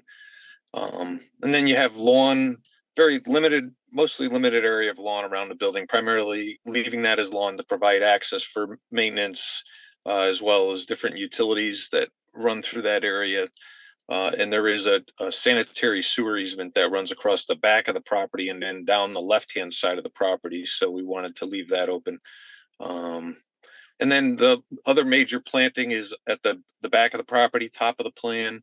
And this was for the put together in conjunction with the Wetlands Agency.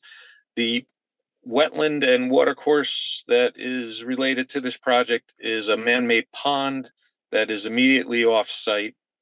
This pond today is primarily, it's a habitat feature, but it's also a major stormwater management feature for the Oaks condominium. So all of their drainage goes through that before it's discharged through a pipe and under all the retail and commercial properties that are west of here along Black Rock Turnpike. Our planting, we're proposing quite a few native shrubs and ground covers. We're going to propose a split rail fence that along the buffer, vegetated buffer edge to make it clear where demarcate between the more ornamental landscape and the habitat areas. And that's primarily the project. Commissioner Braun. Where's the patio where the residents hang out? Patio is in the back left. Yes. So that sort of red dotted line is the upland review area, which is 100 feet from the edge of the emergent wetlands that's on the edge of the pond. That's true. Yes. Goes diagonally through the building.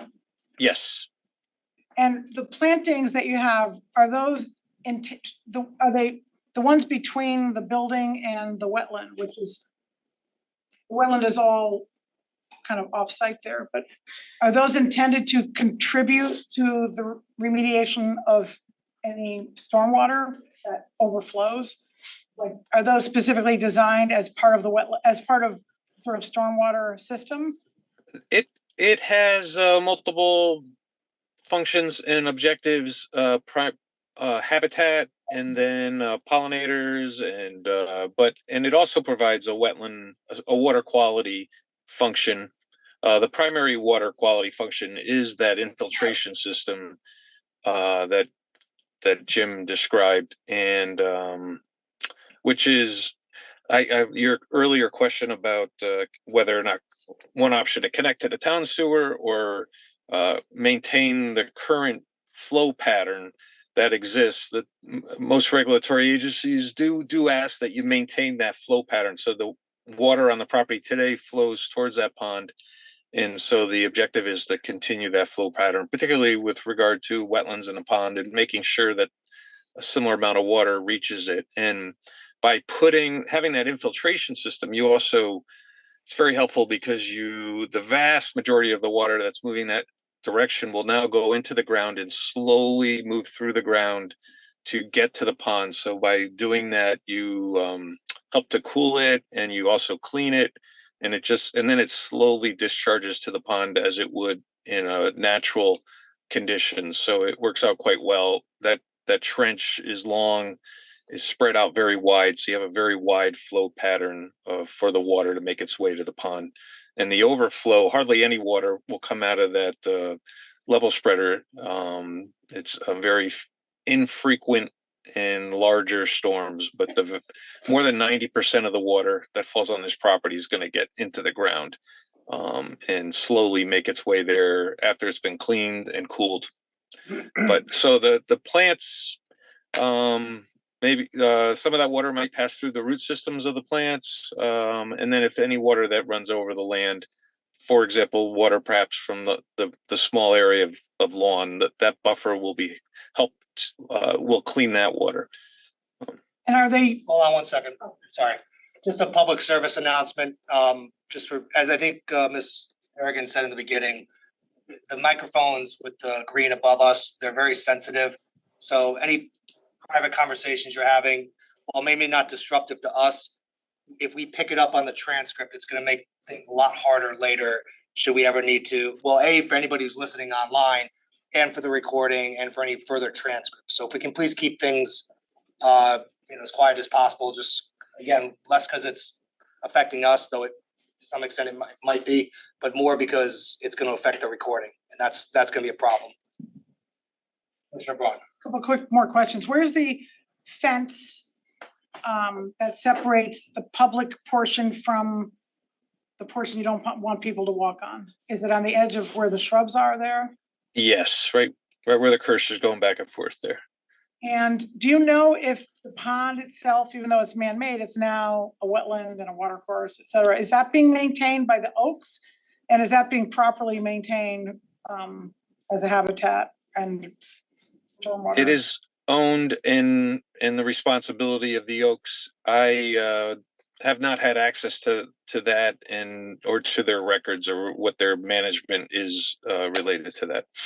And could you just point out on there the location of the different stormwater components? That is not, we're not showing that on our planting plan.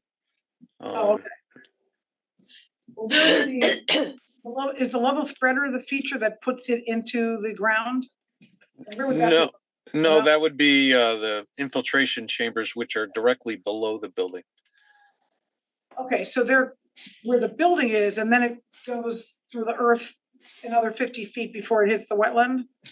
A good, even more than that, because they're set back 20 or more feet from the back edge of the building. Thank you. Thank you. You're welcome. Mr. Kenny, the landscaping plan, it looks like the four trees that are going to be planted in front of the property says on the landscaping plan 3-inch caliber pin oak. I don't know landscaping, is that what, like 15 feet? That's what Google tells me, but that's not right. Oh, the height at installation? Yeah.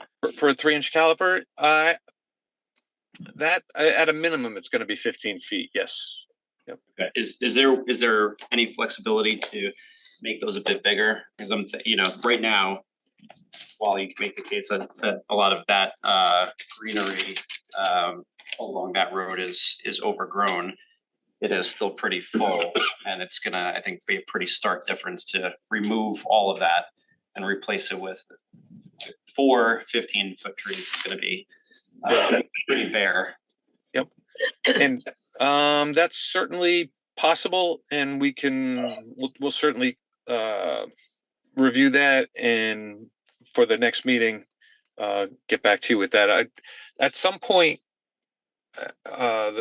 the smaller the tree is, the more quickly it becomes established and growing more quickly.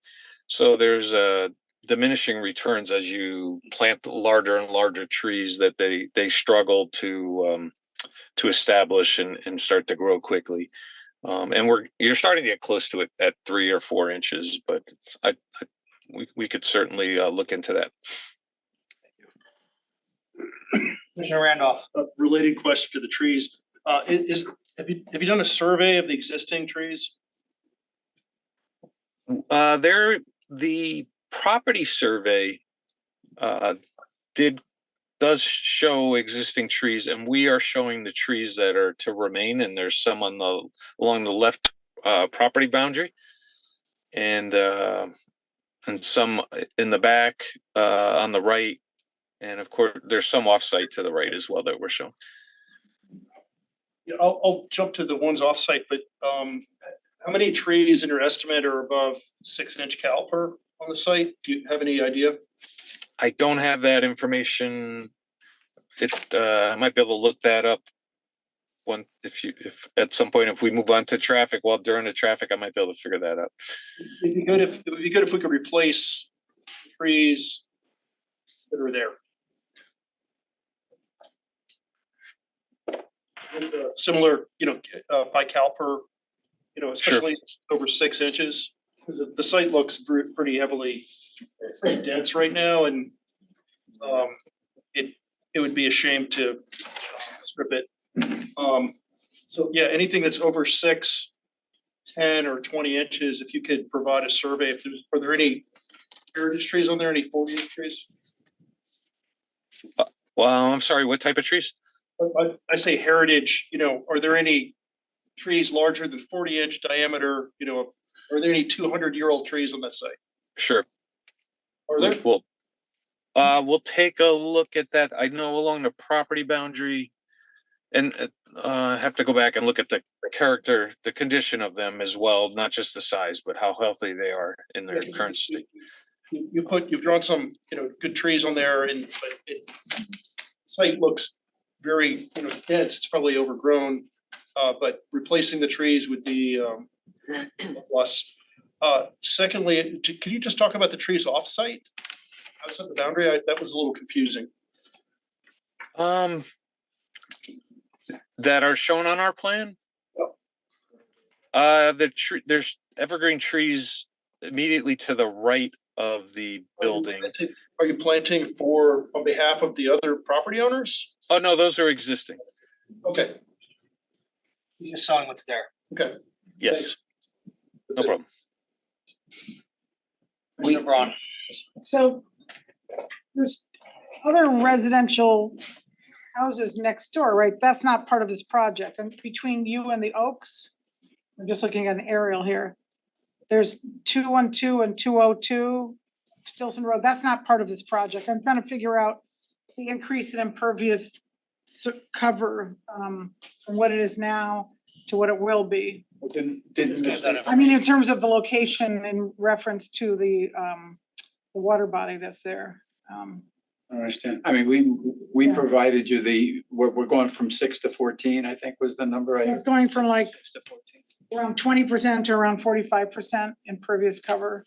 That's my calculation based on 14,000 square feet. I'm sorry, 0.72 acres is around 31,000 square feet and change. So 14,000 square feet would be 45% of that.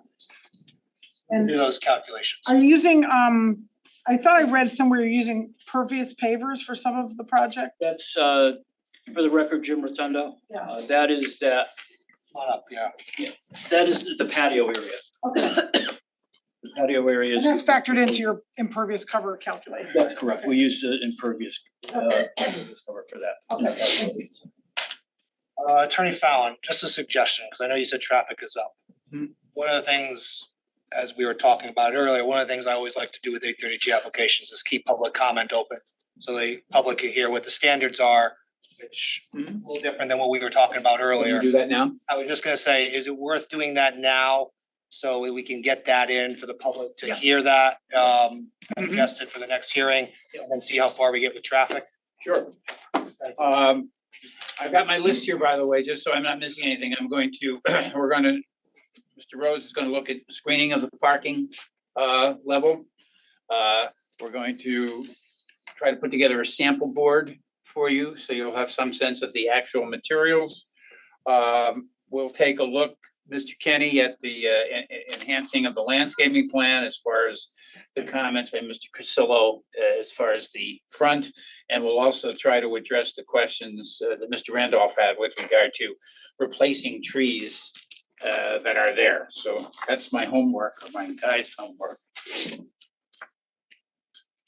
Drop it off and we'll send it down. You can pass it down. Thanks. Thank you very much. What I'm handing out is a document that you've seen before and in these 8-30G proposals that we've brought to you. And as I said, and the chair kind of indicated, this document is not, and my remarks are not meant to lecture this commission about what the standard of 8-30G is, because you are very familiar with them. And you have made thorough and good faith efforts to apply these standards in 8-30Gs you've seen. But the reason we're going to go through it is because, one, it's got to be part of this record, because this application stands on its own. And number two, it's an opportunity for the public record and the public to understand what 8-30G, which is a term we all hear about, is all about from the context of the law and the standards that are placed on the commission when they are reviewing an 8-30G. So what 8-30G says, and this is all outlined, I'm not going to read this whole thing to you, although I'll excerpt some of it. But the statute says, and this is a quote, upon an appeal taken from an 8-30G denial, the burden shall be on the commission to prove, based upon the evidence in the record, that the decision from which such appeal is taken and the reasons cited for the decision are supported by sufficient evidence in the record. The commission shall have the burden to prove, based upon the evidence in the record compiled before such commission, that one, the decision is necessary to protect substantial public interest in health, safety, and other matters which the commission may legally consider.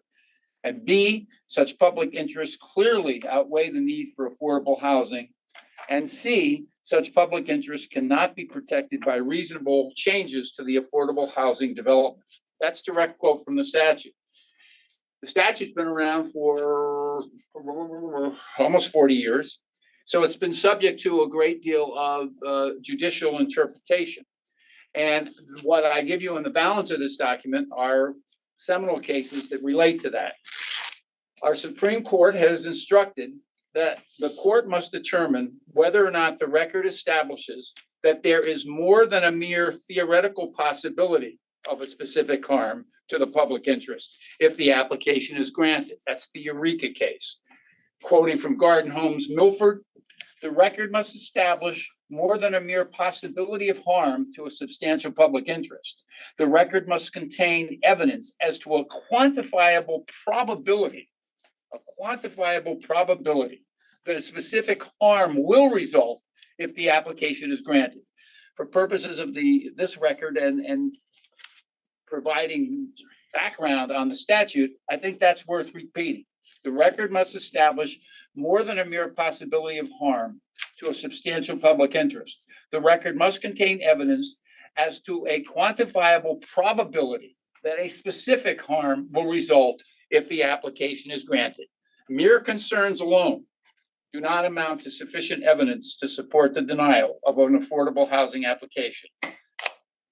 There must be, and this is from the Avalon Bay case, our appellate court, there must be evidence in the record of a quantifiable probability that a specific harm will result if the application is granted, and mere concerns alone are not sufficient. The Carr case, a more recent, not so recent, but a Supreme Court case, 2005, the commission cannot deny an affordable housing application unless there is some quantifiable probability of harm. And not only the mere possibility of harm to the public interest, and reasonable changes cannot be made to the application to address the problem. In one case, which I cite, the West Hartford Interfaith Coalition case, the court held that the possible problems due to the proposed density of the site did not outweigh the need for affordable housing, and they reversed the denial. Even where other property in town has been previously zoned for affordable housing, the zoning commission must prove that the public interests outweigh the need for affordable housing presented in the particular proposal. Sorry, Fallon. Just for the public, this has been submitted for the public record. It will be put up on the website. And I'm not reading all of it. No, just so nobody's rushing for stuff. So it will be on the. Yeah. And then the Mikowski case states that a zoning commission improperly denied an application when it only made generalized statements about adverse impacts on public health and safety as to traffic, and the specific evidence before the commission established that there would be no significant problems with traffic from the project. The expression of concerns on these subjects was inadequate, absent the probability of substantial harm. So I won't read you the rest of this, but as the chair asked me to do, and as I wanted to present for the reasons I presented, those are the standards, and so this is not the application, for example, that you often hear discussed in terms of, maybe if you were here earlier, special exceptions, discretion, et cetera. The statute sets a rather rigorous standard, and I'm no apologist for the statute. It simply is a public policy that the state has adopted because of the belief that there is a need, a crisis, if you will, for affordable housing in the state. And think what you may, but I commend this commission, and sometimes you've denied them and sometimes you've granted them. But I do say sincerely that I think this commission has always tried to focus properly on the statute and the standards that I just articulated. And we think, without getting into my summary, if you'll do that here, you'll approve the application. So that's the standard. No, thank you. I wanted to get that in because I thought that was important. I will start with traffic and see. You want to start? Okay. So let me call on our traffic engineer, Mr. Steve Mitchell of Mitchell Traffic Engineering. He's prepared a traffic impact report, which has of course been submitted to you and is part of the record. And he will provide you with a brief overview of that. Good evening, Mr. Chairman and members of the commission. As noted, my name is Stephen Mitchell. I'm a licensed professional engineer in Connecticut. I have been practicing as a transportation engineer for coming up on 48 years. So this is not my first meeting. But I'm very happy that Bill wore all of you out with the landscape, so I can go through this pretty quickly.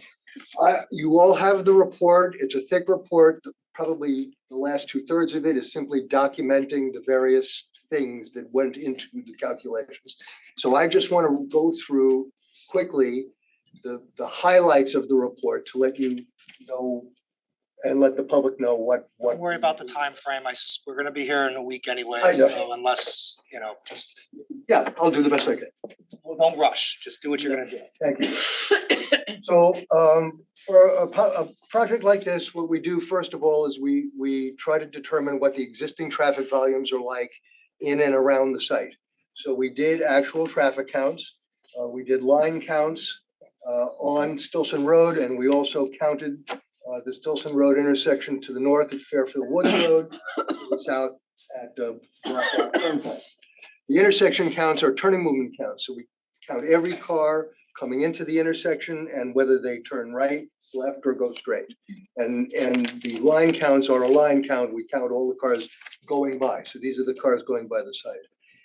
The table one in the report, which is on the screen, very small, shows what our daytime counts were for the morning peak hour and the afternoon peak hour. The peak hours are the highest two volumes of a normal weekday when all the commuters are on the road. Save questions. How do you define peak hour though? It's defined by the actual count. I think she's asking I'm time asking frame. the 7 a.m. to 8 a.m. So normal, so okay, I'm sorry, well, should I answer or? No, answer the question, but let's let him make the presentation. Sure. The morning peak hour occurs somewhere between 7 o'clock and 9 o'clock. Okay, it might be 8:15 to 9:15. I mean, it might be 7:30 to 8:30. It's whatever the actual high count is. Okay, and the same in the afternoon. It's somewhere between 4 and 6, and it's the highest hour. Okay, and that's when most of the commuters are on the road. And that for residential development is also when the residential development generates its highest volumes. So when we add those two together, we will determine the kind of worst case impact of the development. So what we did here, and so the 4 weekdays that we had counts, we took the highest northbound and the highest southbound count in the morning peak hour. They didn't happen on the same day. But we still picked the 2 highest and put them together as if they had. And we did the same thing in the afternoon peak hour. We put the 2 highest numbers together. So if you add those up, and I can't quite see it, but that total number never actually occurred anywhere. We picked it as a conservative estimate of traffic volume on the road. Okay. Could you go to the next slide, please? Or did I just slide down? Thank you. The next thing we did is we looked at state traffic counts that have been done in the area over a period of several years. They were done at the Black Rock Turnpike intersection on the west, south, and east legs of the intersection. And so we looked and saw that there has been the counts have gone down over time at the intersection. And our count in 2024 was also a little bit lower. So the trend down is continuing. Except that in the afternoon peak hour, we actually hit the old 2013 high. So the afternoon counts were as high as they had been historically, but the morning counts weren't. So we added traffic, we multiplied the morning counts by 20%, added that onto it to reflect the historic volume. So again, we are trying to present, there were that many cars on the road at one point. We want to see if they were back in the future, how would we operate? How would things go? Okay, you could slide right through because there's a lot of numbers, but it's all the same thing. We just redid it over and over. So table 3 is sort of the crux of the thing. That is the trip generation table for the site. And what we do, there is an organization, the Institute of Transportation Engineers. What they have done, and over the years, over many years, they have collected actual traffic counts at all different kinds of facilities. There's a bunch of different database pieces of the database for residential types.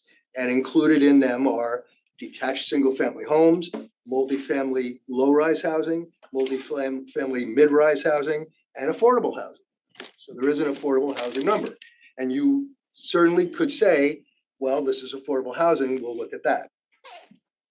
But the affordable housing counts in the database, there's not a lot of studies of those yet. It's a relatively small database. So I looked beyond those to the other types of possible representative housing. Now, you certainly could say, well, if we ignore the fact that it's affordable, this is a multifamily low-rise development. And so if I look at the database for multifamily low-rise, that should be a reasonable number. And if you look at this chart, it shows 10 trips generated during the morning peak hour and 12 trips generated during the afternoon peak hour. And my opinion as a professional engineer is that those are the correct numbers. Those are the numbers that are going to be generated on this site. But again, to take a conservative approach, I said, what if somehow onto that 3/4 acre site, we squeezed 24 private homes. They don't fit, obviously, right? But if we did, of course, private homes have a much higher generation rate per unit. Why? Because there's families, there's kids, there's teenagers driving, there's multiple people driving in the unit, and so they generate more traffic. And those are the numbers we used in this report. So instead of the 10 and 12 in the morning and afternoon peak, we used 20 and 26. More than double what I believe would actually be generated at this site. So we superimposed those onto the roadway system, and I know most of the commissioners have heard how we do this work. The National Academy of Science and Engineering has published a methodology for doing capacity analyses on roadways and intersections. And it's a very complicated computer-driven analysis. And it looks at how the intersection works. It looks at the intersection, at the interaction of the different movements. If it's a signalized intersection, it takes into account the signal timings, whether there's a left turn arrow or not, whether the left turn arrow goes to a red arrow or whether it goes to a green circular. And so it looks at all of those things. For a stop sign intersection, it looks at, if I'm at a stop sign trying to pull out into the main road, I have to have a gap in the traffic large enough for me to get out. So how often is that going to happen given the volumes on the road? And it will calculate out how often the gaps occur and then how many cars can get out. And so we do those things and we give the analysis a report card kind of rating, A, B, C, D, E, F, A being very little delay. People are getting through the intersection very easily. There's not much delay at all. Down to F, which is bad times, right? The Fs are the intersections you know you don't want to be at rush hour, right? And everyone knows where they are. They go around, they go some other way. So, and there's a 2-page table, and I have to point out, and I apologize for this, the second page of the table is the afternoon peak hour. It actually, it says AM. They both say AM. The first one's AM, the second one's PM. If you've ever done a spreadsheet, you know you copy the formatting over and the AM stuff. So, but if you look at the before and after, the background and combined traffic volumes, line by line, movement by movement, lane by lane, there's almost no change in the levels of service, the letter analysis, the calculated amount of delay, which is delay in seconds, and the VC ratio, which is the percentage of that capacity. So how many cars could fit through and how many cars are trying to fit through. So you want that to always be under 1, of course, but the lower it is, the better the number. And lastly, the queue length. Queue lengths, which are calculated in feet. And all of those are in here, and I'm not going to read this whole table, but the bottom line is there are virtually no significant changes in any of the movements. The driveways are going to operate at level of service A on Stilson Road and a level of service B for people coming out onto Stilson Road. And the Black Rock Turnpike intersection is a much busier intersection. That's got some C's and D's in it, but they don't change. There's no change as a result of these extra cars. So why don't you finish your point in this area and then we can close the hearing. Okay, there's actually two very short things. During the hearing. Okay, there's only 2 short things that I could, just to close out the whole presentation? You could, but I have, like a there's gonna minute. be questions to you, Oh, so you're okay. gonna be coming back anyway. All right, so well, let's okay. finish your point. Okay, so we also, I'll talk next time. We did sideline analysis. We looked at Save pedestrian that. traffic. We did all of that. I'll tell you all about that And next time as well. we're gonna have probably questions on driveway stuff as well. To be continued. Yes. So let's stop here. I will, the initial presentation of this application remains open. I will adjourn tonight's meeting for a week. 6:30. Just a note, Mr. Chairman, just for the public, I know there was some frustration about the whole business discussion that took place. At the next week's hearing, there will be no administrative agenda. It will be solely the continuation of this public hearing. Starting at 6:30. 6:30, this will be the only topic. Thank you. Thank you all. Thank you. Thank you.